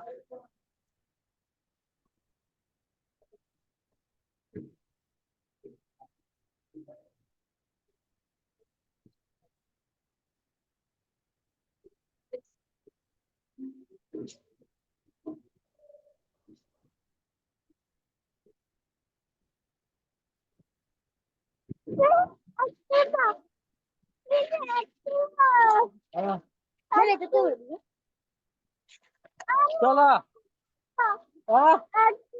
हाँ तो क्या हुआ, ले थोड़ी जाएंगे वो, खेलने दो भैया है, खेलने दो। चलो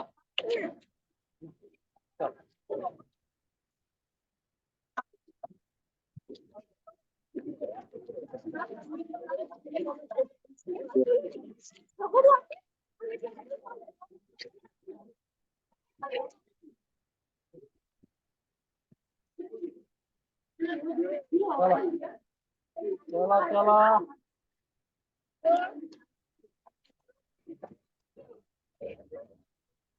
हाँ हाँ।